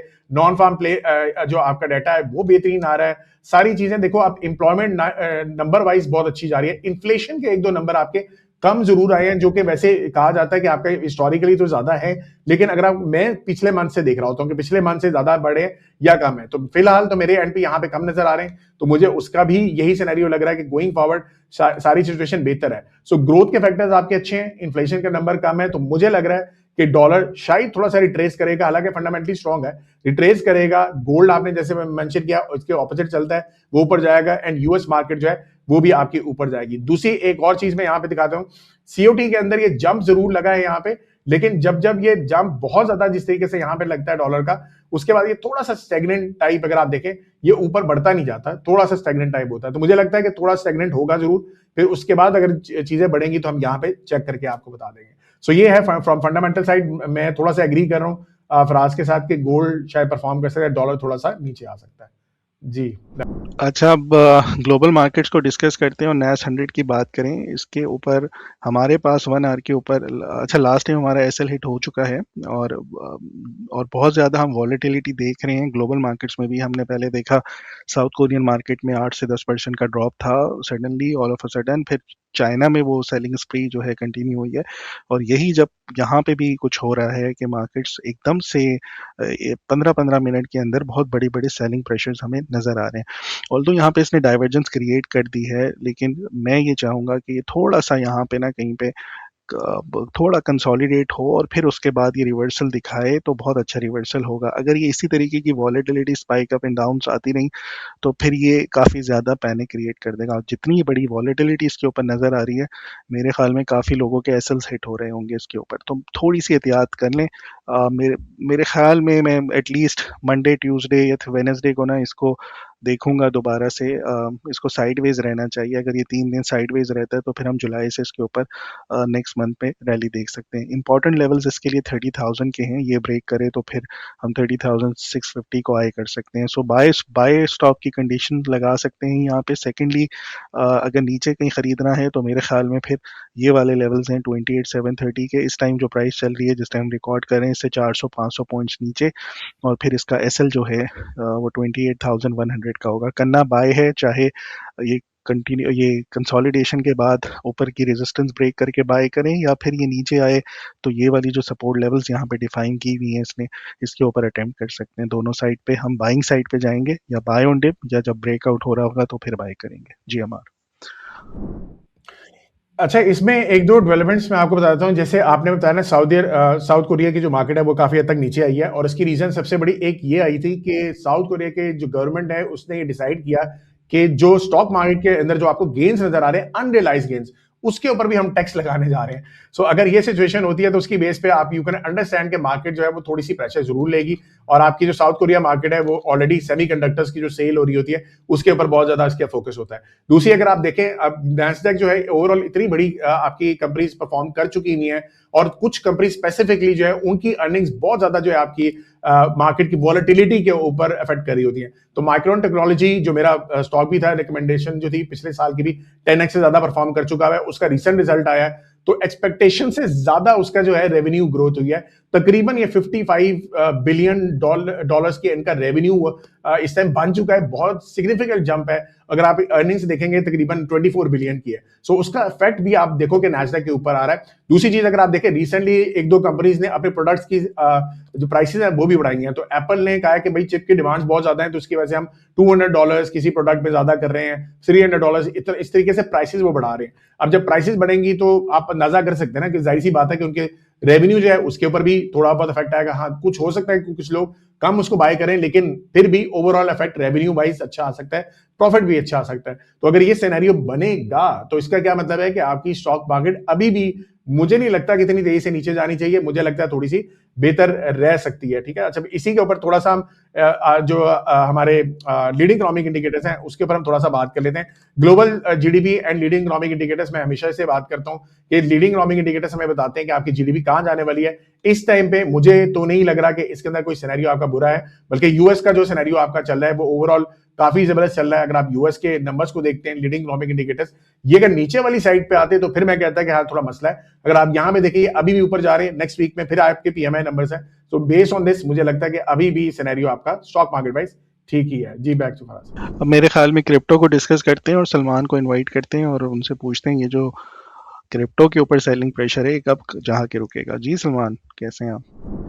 जी, थैंक यू फराज भाई। मेरी स्क्रीन अगर शेयर हो जाए तो बेस्ट हो जाएगा। जी फराज भाई, डिस्कस करते हैं मेनली क्रिप्टो को भी उसके अंदर, लेकिन उससे पहले हम थोड़ी सक्सेस स्टोरीज जो हमारी कम्युनिटी बना रही है। अगेन सभी हमारे जो भी सेक्टर्स हैं, चाहे वो क्रिप्टो का हो, फॉरेक्स का हो, कमोडिटीज़ का हो, वहाँ पे माशाल्लाह ज़बरदस्त तरीके से कम्युनिटी काम कर रही है और एक्टिवली ट्रेडिंग कर रही है, यानी डेली की बेसिस पर भी। और अगर परफॉर्म्स किसी ने करने हैं, जैसे अभी ये फराज भाई का स्टूडेंट है, इनको भी रिवॉर्ड मिला है। अगेन ये वो चीज़ें होती हैं जो हम ज़्यादा आके नहीं बात कर रहे, लेकिन क्योंकि आज लास्ट शो है तो इसलिए बात कर रहे हैं कि ये एक्टिवली बैक एंड पे भी काम हो रहा होता है। हमारी कम्युनिटी की पावर ये है कि इसमें सभी मार्केट्स को हम कैप्चर कर रहे होते हैं। कभी एक मार्केट अगर साइडवेज है तो दूसरी मार्केट परफॉर्म कर रही है, दूसरी है तो तीसरी परफॉर्म कर रही है, तो इस तरह से हम रोटेशन करते रहते हैं। इसके बाद लास्ट सिर्फ 2 वीक्स की अगर हम बात अगर करें, बुल्स एंड बेयर शो के जो हमारी क्रिप्टो की हमने कॉल्स दी हैं, एनालिसिस करके एंट्री पॉइंट्स और एग्जिट पॉइंट्स बताए हैं। तो जो हमारा लास्ट वीक था, उसका अगर हम बात करें, तो बीटीडब्ल्यू जो है वो हमारा 207%, यानी कि उसने मोर देन 2x हमें दे दिया। यानी कि आपने 1 लाख बनाया, उससे 3 लाख रुपए आपका समझिए हो जाता है। बायकॉनमी वो 193% तक गया। और इसमें भी डबल से ऊपर डबल शाह वाला यहाँ काम चल रहा है। क्लैंकर की अगर हम बात करें तो 27% हमारा शूट कर गया। केएमएनओ कैमिनो फाइनेंस की बात करें तो वो भी 13% तक गया। जो ट्यूटर था वो हमारा 4% तक गया, फिर वो वहाँ पे ब्रेक इवन पे वापस आ गया। और जो वाइलर वर्ल्ड है डब्ल्यूएलडी, उसमें हमें थोड़ी-सी रिट्रेसमेंट देखने को मिली 3% पे, तो हमारा थोड़ा-सा एक 3% का सिर्फ स्टॉप लॉस हिट हुआ।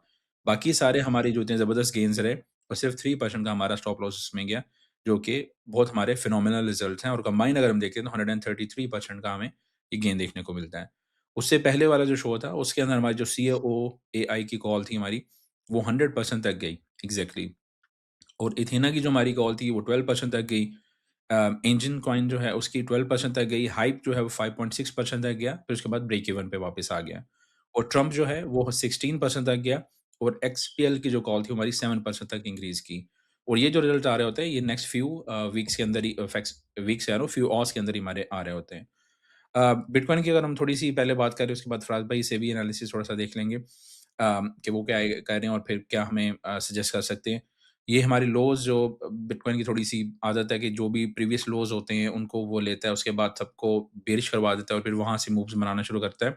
तो करंटली जो भी हमारे लोज़ थे, जो यहाँ पे हमारे पास फ़ेब 2026 के थे, और करंटली अगर हम देखते हैं तो हमारे जो जून के फर्स्ट वीक के जो लो थे, उन दोनों लोज़ से प्राइस जो है वो थोड़ी-सी नीचे आ गई है।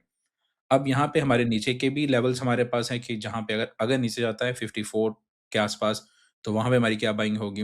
लेकिन यहाँ पे हमें एक अच्छा रिएक्शन ऊपर की तरफ नियरली $72,000-$73,000 की रेंज तक भी हमें देखने को यहाँ पे मिल सकता है। तो ये हमारे ज़ोन्स हैं। इसी ज़ोन्स के अगेन हम प्ले अराउंड करेंगे और बहुत अच्छी ट्रेडिंग की अपॉर्च्युनिटीज़ हमारे पास बनती हैं।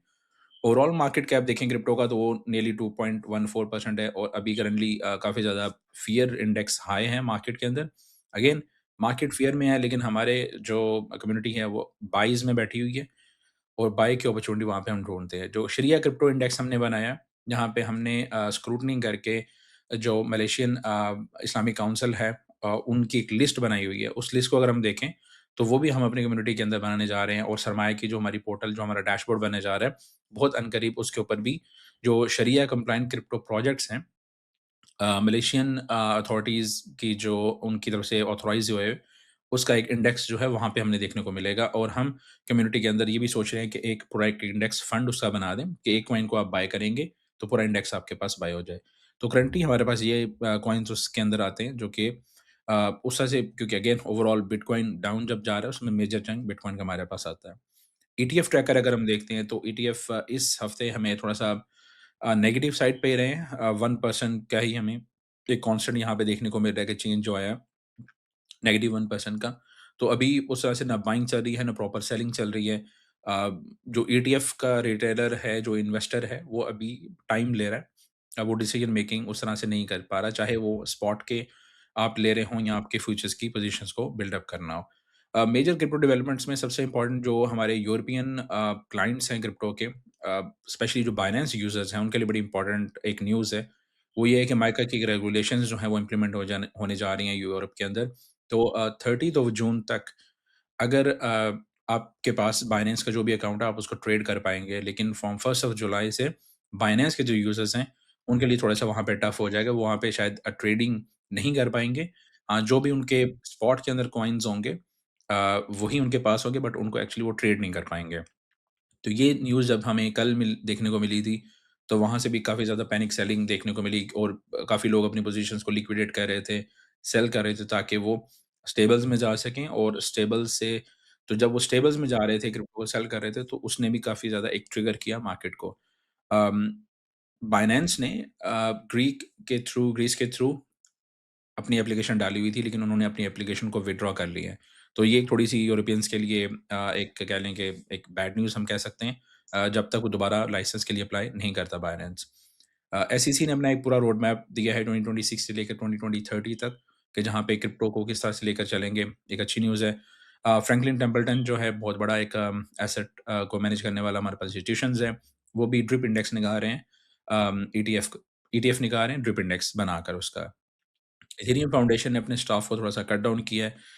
नियरली 20% स्टाफ जो है उसको कट डाउन किया है और यहीं से वो अपनी अर्निंग्स को थोड़ा-सा बेहतर करने की बैक एंड पे कोशिश कर रहे हैं। सेक्टर्स की अगर हम बात करते हैं तो इस वीक के जो बेस्ट परफॉर्मिंग सेक्टर्स हमारे पास रहे हैं वो 2 रहे हैं, यूटिलिटीज़ एंड सर्विसेज़ का सेक्टर और इसके अलावा पर्प डेक्सेस का। परपेचुअल डेक्सेस का कंटिन्यूअसली हमारे पास बहुत अच्छा सेक्टर जा रहा है और इसमें मेजरली वो उसकी जो मेन वजह है वो है यही जो बायनेंस और बहुत सारी एक्सचेंजेस जो यूरोप में काम नहीं कर पाती, इवन नॉर्थ अमेरिका के अंदर भी बहुत सारी एक्सचेंजेस जो हैं वो काम नहीं कर पाती हैं। तो जितने हमारे पास परपेचुअल डेक्सेस हैं यानी जो डिसेंट्रलाइज़्ड एक्सचेंजेस हैं, उनके ऊपर ट्रेडिंग वॉल्यूम बहुत ज़्यादा बढ़ चुका है, जिसमें हाइपर लिक्विड आता है हमारे पास, पैनकेक स्वैप यानी कि जितने भी आपके पास डेक्सेस हैं वो बहुत अच्छा परफ़ॉर्म कर रहे हैं। और जो वर्स्ट परफ़ॉर्मेंस हमारी रही है वो 16% की रही है ब्रिजेज़ का जो हमारा सेक्टर है। सेक्टर्स में जब हम आएँ तो हमारे पास जो अच्छे परफ़ॉर्मेंस में आए विद इन द सेक्टर्स तो डीईएक्सी उसने नियरली 88% परफ़ॉर्म किया है। बहुत सारे स्टूडेंट्स की हमारी वहाँ पे कॉल भी चलती रही कम्युनिटी के अंदर। इसके अलावा सेफ कॉइन और डीवाईडीएक्स ये अच्छा परफ़ॉर्म करते रहे हमारे पास। प्रोटोकॉल अर्निंग्स की जब हम बात करें तो यहीं पे टेदर और सर्कल क्योंकि स्टेबल कॉइन इश्यूअर है तो इनकी अर्निंग्स जो अगर हम देखते हैं लास्ट 7 डेज़ की 112 मिलियन तक रही हैं और लास्ट 24 और 30 डेज़ का भी हम डाटा देख रहे हैं, तो अर्निंग्स इनकी बहुत अच्छी जा रही हैं और स्टेबल कॉइन्स के अंदर पैसा जो है वो ज़्यादा आ रहा है। थर्ड नंबर पे हाइपर लिक्विड है जो अभी मैं पर्प डेक्स की बात कर रहा था। तो अगेन हाइपर लिक्विड एक बहुत ज़बरदस्त कॉइन है इवन इस पूरे फ्रॉम द पास्ट जब से ये आया आई थिंक डेढ़ 2 साल हो गए इस प्रोजेक्ट को। बिटकॉइन से भी अच्छा इसने परफ़ॉर्म किया है in terms of price movements अगर हम बात करें और रेवेन्यू जनरेशन की अगर हम बात करते हैं तो इसने आउट परफ़ॉर्म किया है इवन बिटकॉइन को भी। इस बार हमारे पास पंप जो है क्योंकि वो लॉन्च पैड है, तो इसकी रेवेन्यू जनरेशन और अर्निंग्स तो बेहतर आती रहती है क्योंकि इनके ऊपर जब कोई भी प्रोजेक्ट लॉन्च होना होता है, तो हमारे पास अर्निंग उसकी जनरेट हो रही होती हैं। इम्पोर्टेंट जो अनलॉस इस वीक हमें देखने को मिलेंगे वो ग्रास के मिलेंगे। संडे 28th ऑफ जून को आपको $9 मिलियन के जो कि एक अच्छी खासी अमाउंट बनती है। फिर इसके बाद वेडनेसडे को 1st ऑफ जुलाई को आइगन क्लाउड $8 मिलियन और सुई के आपके पास $10 मिलियन के आ रहे हैं थर्सडे 2nd जुलाई को। इस बार जो मीम कोर है उसके $50 मिलियन के जो कि एक बड़ा चंक है। इसमें मैं आपको रिकमेंड नहीं करूँगा कि आप इसको ट्रेड करें मीम कोर को, लेकिन सुई फाउंडेशन और आइगन क्लाउड इसमें अगर आपको सेल की अपॉर्चुनिटी मिलती है या बाय की अपॉर्चुनिटी मिलती है वेडनेसडे 1st को और 2nd ऑफ जुलाई को, तो आप उसको देख सकते हैं। फर्दर हमारे पास जो डिफरेंट सेटअप्स हैं, बाय के सेटअप्स अगर हम कहेंगे कि बाय ऑन रिट्रेसमेंट पे तो हमारे पास आईसीएनटी आता है, impossible cloud network, cloud services, इसके रेवेन्यू जनरेशन बहुत अच्छी हो रही है। डीप इन सेक्टर का हमारा एक कॉइन है, डिसेंट्रलाइज्ड फिजिकल इंफ्रास्ट्रक्चर का, बहुत अच्छे प्रोजेक्ट इसके ऊपर लॉन्च हो रहे हैं। जीटो फाइनेंस है, सोलाना की चेन के ऊपर है जो कि उसको बैक एंड से लिक्विडिटी देता है, तो जीटो हमारे पास बहुत अच्छा है। टैग की अगर हम बात करते हैं तो ये प्रोटोकॉल ये एक इथेरियम वर्चुअल मशीन के लेयर है, ईवीएम लेयर है, जो कि रेवेन्यू जनरेशन भी बहुत अच्छा कर रही है। और जो टॉन जो टेलीग्राम जो हम प्लेटफॉर्म यूज़ करते हैं उसका कॉइन है, उसके इकोसिस्टम को भी ये बैक करता है, उसका एक एडॉप्टर है बैकएंड पे। एक्सप्रेसो जो हमारे पास एक शेयर्ड सीक्वेंसिंग लेयर 1 का प्रोजेक्ट है, करंटली बहुत अच्छी परफॉर्मेंस इसमें आ रही है और कुछ इसमें हमें फंडिंग भी देखने को मिली है बैकएंड से। एडब्ल्यूई नेटवर्क की अगर हम बात करते हैं तो ये ऑटोनोमस वर्ल्ड इंजन पे काम कर रहे हैं। प्रोडक्ट अभी इनकी इतनी फाइनलाइज नहीं हुई है बट इनको फंडिंग अच्छी मिल रही है। नीयरली $10 मिलियन की इनकी फंडिंग अप्रूव हुई है, उसकी वजह से इसकी प्राइस मूवमेंट्स आ रही हैं, बट प्रोडक्ट अभी उस तरह से मार्केट में इनकी लॉन्च नहीं हुई है। इसलिए हमारे पास हुमा फाइनेंस आता है, जो फाइनेंस सेक्टर में हमारे पास बहुत अच्छा प्रोजेक्ट है। मतलब इसमें जब भी फाइनेंसिंग की बात आती है, तब ये अच्छा परफ़ॉर्म करता है और स्पेशली जब मार्केट गिर रही होती है, तब ये बड़ा अच्छा परफ़ॉर्म करता है क्योंकि जो ऑलरेडी लोगों के पास एसेट्स होते हैं, लोग उनको कह लें कि हेज करके गिरवी रखवा कर उन वहाँ से यूएसडीटीज़ को बोरोइंग स्टार्ट कर देते हैं, तो तब जो फाइनेंस सेक्टर होता है, वो बड़ा अच्छा परफ़ॉर्म कर रहा होता है। चलें बस चलते हैं फाइनली फराज भाई की तरफ और फराज भाई से हम आइडिया लेते हैं कि कौन-कौन सी अपॉर्चुनिटीज़ हमारे पास हो सकती हैं। जी फराज भाई, जीटो फाइनेंस और जीटो और हुमा फाइनेंस में अगर आप हमें कुछ गाइड कर सकें। जी, मेरी स्क्रीन शेयर्ड है। अच्छा, ये 1 आवर का चार्ट है और इसके ऊपर हम ये देख रहे हैं कि बड़ी अच्छी बुलिश डाइवर्जेंस के बाद कंसोलिडेट हुआ, हाई राइज एंड हाई लोज बनाने शुरू कर दिए इसने। और ये जो 0.60 से लेके 0.7791 तक की थी रिट्रेसमेंट, 0.382 के करीब जब बनती है वहाँ पे एंट्री इसकी बनेगी। 0.7250 के अराउंड इसको कहीं पे बाय करना चाहिए और 0.72350 के अराउंड इसको कहीं बाय करना चाहिए। 0.6814 का इसका एसएल एंड देन यहाँ से एक्सपेक्ट करें कि बाउंस करता हुआ ये जो इसका 20 जून का हाई था उसको जाके टेस्ट करे। सो ओवरऑल एक अच्छा अप ट्रेंड है इसके ऊपर, रिट्रेसमेंट पे ज़रूर इसको बाय करना चाहिए। इसके बाद हमा आपने बताया उसका जो है 4 आवर का चार्ट हम देखेंगे और उसके ऊपर भी सेम पैटर्न ही बना हुआ है लेकिन वो 4 आवर पर है और ये भी अपने ज़बरदस्त कंसोलिडेशन बॉक्स को ब्रेक करके ये जो रेजिस्टेंस थी राइट नाउ उसको टेस्ट कर रहा है। मेरे लिए ये होगा कि मैं इसकी 0.382 की रिट्रेसमेंट पे बाय करूं जो 0.02426 बनती है। एसएल 0.61 के नीचे रखूंगा, 0.02284 यहाँ से बाउंस करता है तो ये जो अभी इसने आज फ्राइडे को हाई बनाया है इस रेजिस्टेंस को टेस्ट करे। ये TP1 है और फिर उसके बाद TP2 जो है अगेन 1 जून का जो इसका हाई था उसको जाके टेस्ट करे। जी लेक भाई। चलें, आई थिंक बड़ा ज़बरदस्त शो आखिरी भी किया और अगेन मैं आप सब लोगों का शुक्रिया अदा करना चाहूँगा, ख़ासतौर पे फराज, सलमान और अमार जो हैं। अगेन जो हमारी एफर्ट रही है during this particular bulls and bears till day today, again जिस तरीके से आज का भी शो हुआ, लास्ट वीक हम देख रहे थे काफ़ी ज़्यादा लोग कमेंट में ये कहते हैं कि गोल्ड को सेल क्यों कर रहे हैं फराज भाई, वो नज़र भी आ रहा है कि क्यों कर रहे हैं। लेकिन आई होप समझाने का मकसद ये है कि आप लोग जब इन्वेस्टमेंट करने आते हैं, आप आंखें बंद करके इन्वेस्ट करते हैं। इस शो के थ्रू अगर एक चीज़ आपने सीखी हो, जब भी कोई ट्रेड कॉल दे रहे हैं, उसके पीछे लॉजिक डिफाइन कर रहे हैं। जब भी ट्रेड कोई आप ले रहे हो, जब भी आप इन्वेस्टमेंट कर रहे हो, उसके पीछे कोई ना कोई लॉजिक होनी चाहिए। वही लॉजिक जिस तरह हमने इस शो में एक्सप्लेन की है, वो लॉजिक आपने अपनी एक्चुअल इन्वेस्टमेंट में भी करनी है। मैं अगेन बताऊंगा कि the whole purpose of this show was to, और मेरे ख्याल में इसने एक चेंज लाया पाकिस्तान के अंदर जहाँ पे हमें लगता था पंप एंड डंप की सिचुएशन होती थी, बहुत ज़्यादा इन्वेस्टर आ जाते थे, फिर स्टॉक मार्केट ऊपर जाती थी, फिर नीचे जाती थी। अब के टाइम पे जो लोग आ रहे हैं, वो अच्छी बात ये है कि अपने डिविडेंड को लेकर भी खुश हो रहे हैं, अपनी इन्वेस्टमेंट को होल्ड करके भी खुश हो रहे हैं। इवन जो रिसेंट क्राइसिस आया था, बहुत ज़्यादा लोग अब मुझे ये देखने को भी मिल रहा है कि उन्होंने बाइंग की थी, सेलिंग नहीं की थी जब इंडेक्स नीचे जा रहा था। और वो क्यों की थी? क्योंकि मैक्रोज़ जिस तरह अमार बता रहे थे शो में और फिर फंडामेंटल्स भी अमार और फिर टेक्निकल जो फराज बता रहे होते हैं, इसी तरीके से आपने अपनी इन्वेस्टमेंट को प्लान करना होता है। ये जो शो था, लगता तो ऐसे था बड़ा प्लेट में रखकर फराज और सलमान देते थे, अमार भी आपको दे देते थे। लेकिन अगर आप एक चीज़ समझें कि हम आपको मछली पकड़ने का तरीका भी समझाते हैं। आप लोगों ने अपनी प्रैक्टिकल लाइफ में भी इन्वेस्टमेंट करनी हो तो I would again recommend Faraz का तो खैर आखिरी को सेशन होगा। इवन अगर आपने लॉन्ग टर्म इन्वेस्टमेंट करनी है, अमार का सेशन और इवन सलमान का सेशन, सारी चीज़ें हमने डेटा ओरिएंटेड रखी हैं, उसी तरीके से जिस तरीके से ये शो भी हमने आपको दिखा रहे होते हैं। अगेन मैं आखिर में आप सब लोगों का शुक्रिया अदा करना चाहूँगा, जिन लोगों ने इस शो की इतनी पज़ीराई की है, वो रियली हमारी एक मोटिवेशन ही बनी है। वहाँ पे कुछ लोगों ने कुछ नेगेटिव बात भी की होती थी। Again idea of this particular show was कि टू बी पॉज़िटिव और हम पॉज़िटिव साइड को देखें। इसका मतलब ये नहीं है कि अगर ये शो नहीं हो रहा तो आप कभी हमें यूट्यूब पे नहीं देखेंगे, हम उतना ही एफर्ट यूट्यूब पे लगाएँगे। होपफुली इंशाल्लाह आप फराज़ की वीडियोज़ भी यूट्यूब पे देखेंगे और हमारी सारी कम्युनिटी के लोग जो कि डिस्कॉर्ड पे बैठे हुए हैं, आप सबको घबराने की ज़रूरत नहीं है। अब क्योंकि हम थोड़ा इस पर्टिकुलर रिस्पॉन्सिबिलिटी से थोड़ा पीछे हट रहे हैं, तो मेबी हम ज़्यादा फ़ोकस करेंगे अपनी कम्युनिटी के ऊपर भी।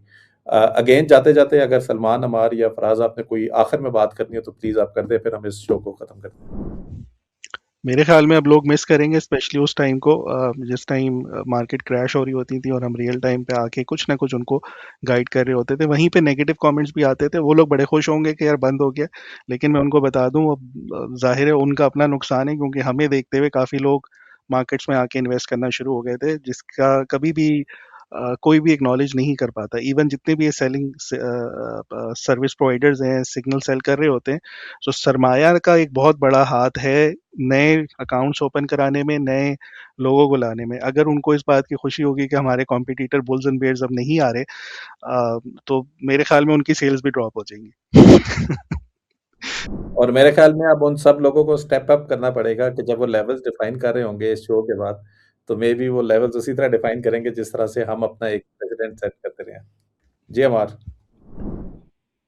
अच्छा, तो मेरे एंड से भी पहले तो सबसे पहले ये है कि ये बुल्स एंड बियर्स के बैकग्राउंड पे बहुत ज़्यादा काम हम अपने एंड पे कर रहे होते हैं। मेरी टीम जी मुझे रिसर्च करके दे रही होती है कि आने वाले जो हम टॉपिक्स हम डिस्कस कर रहे होते हैं, वो सारी चीज़ें मैं पहले अपने एंड पे डेवलप भी करता हूँ। फिर उसके बाद सबसे ज़्यादा मेरे ख्याल से थैंकफुल होना चाहिए लई भाई का, कि जिस तरीके से सरमाया को एज अ कम्युनिटी हम लेके भी चले हैं, पूरी टीम को आई थिंक 60+ लोग जो है एज अ टीम बैकएंड पे काम कर रहे हैं। तो वो काफ़ी एक बहुत मुश्किल होता है सबको देखना भी, मेंटेन भी करना चीज़ें। फिर आप देख रहे हैं सरमाया की वेबसाइट, मेरे ख्याल से जो हमारी वेबसाइट इस टाइम पे बन चुकी है, जो हम स्कोरिंग भी दिखाते हैं, जिस तरीके से हमने ग्राफ वगैरह भी वहाँ पे शेयर किए हुए हैं। फिर अब मेरा फॉरेक्स का भी वहाँ पे आपका पूरा डैशबोर्ड बन चुका हुआ है, जो लाइव भी आप वहाँ पे ट्रेड्स देख सकते हो। फिर उसके साथ साथ जो है सलमान का भी अभी क्रिप्टो का बन रहा है। सो मुझे नहीं लगता, ये पाकिस्तान में तो है ही कोई नहीं मेरे ख्याल से वेबसाइट अदर देन सरमाया।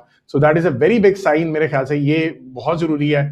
बाकी दूसरा, मैं जैसे शुरू में बोला था कि पॉजिटिव रहना चाहिए, और जब पॉजिटिव रहेंगे तो आपके खुद से आपको अपॉर्चुनिटीज मिलेंगे। मैं ये हमेशा कहता हूँ कि जब भी क्राइसिस होता है तो बस दो चीजें ज़हन में आती हैं, एक तो या तो बर्बाद हो गए, या तो यार देयर इज एन अपॉर्चुनिटी। और वहां पे अपॉर्चुनिटी हमेशा मिलती है, और जब ऐसा सोचोगे आप तो हमेशा आप लोगों को कोई ना कोई चीज ऐसी मिल जाएगी जिसकी बेस के ऊपर आप बहुत ज्यादा पॉजिटिव माइंडसेट भी रहेगा और उस पर आप पैसे भी बना सकते हैं। ग्रेट। सलमान, अगर आप आखिर में जाते-जाते सबसे पहले तो वही फराज भाई और अमार भाई को ही शुक्रिया मैं अदा करना चाहूँगा कि सरमाया की माशाल्लाह बैकबोन भी यही है। इन्हीं से सीखा है, इन्हीं से देख के बहुत सारी चीज़ों को आज भी सीखने को मिलता है। मैसेज कर देता हूँ जब भी मैं कहीं स्टक होता हूँ। तो ये हमारी बैकबोन्स हैं और लाइक भाई पूरे टीम का हमारा ब्रेन है जो कि लीड कर रहे होते हैं। और हम कोशिश अब ये कर रहे हैं कि क्रिप्टो की एजुकेशन भी जैसा कि बाकी प्लेटफॉर्म पे हम देते हैं, तो क्रिप्टो की लोगों को थोड़ी सी अवेयरनेस उस तरह से दी जाए। बस यही है मेरी तरफ से लाइक भाई। चलें, चलें, I think this was bulls and bears for now.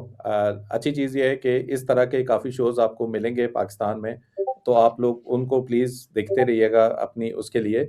और अगर आपने हमें फॉलो करना है, जो हमारी ट्रेनिंग्स हैं उसके पीछे जो डिस्कॉर्ड कम्युनिटी है, अगर हमारी ट्रेनिंग का पार्ट बनेंगे तो होपफुली आप उस पे भी हमारे साथ इन टच रहेंगे। That's it. मैं इंशाल्लाह मिलूंगा आपसे। बहुत ज़्यादा वीडियोस हमारी चल रही होती हैं, बहुत ज़्यादा चीज़ें चल रही होती हैं। बुल्स एंड बियर्स फॉर यहाँ तक जो है वो फुल स्टॉप लग चुका है। इंशाल्लाह फ्यूचर में अगर कोई चीज़ और हमने स्टार्ट करनी होगी तो हम उसको कम्युनिकेट करेंगे। टिल नाउ जो चीज़ हम कर रहे थे, आप सब ने हमें अपनी दुआओं में याद रखना है, क्योंकि हमने बड़ी नेक नीयति से ये शो करने की कोशिश की है। कहीं न कहीं छूट हो जाती है, अगेन हम इंसान हैं, 100% तो इंसानों से नहीं आप एक्सपेक्ट कीजिएगा। लेकिन मकसद उसके पीछे एक ही था, किसी तरह आप प्रॉफिटेबल रहें, मार्केट्स में आएँ, अपने इन्वेस्टमेंट को ग्रो करें। जिस तरह के हालात हो चुके हैं, लेवी 120-25 पे ₹400 का पेट्रोल जा चुका है। अगर आप इन्वेस्ट नहीं करेंगे तो फिर आप क्रिटिसाइज़ भी नहीं कर सकते कि जो लोग आपके साथ बुरा कर रहे हैं, जिस तरह पॉलिसी मेकर्स हो सकते हैं, तो वो फिर जब बुरा करेंगे तो आपके पास जो आपके हाथ में था, आपने वो ही नहीं एक्शन लिया। That's it. इंशाल्लाह हम मिलेंगे आपसे नेक्स्ट वीडियो में किसी और नए इनिशिएटिव के साथ। टिल नाउ, अल्लाह हाफ़िज़। सरमाया.com, जहां हर फैसला बने सरमाया।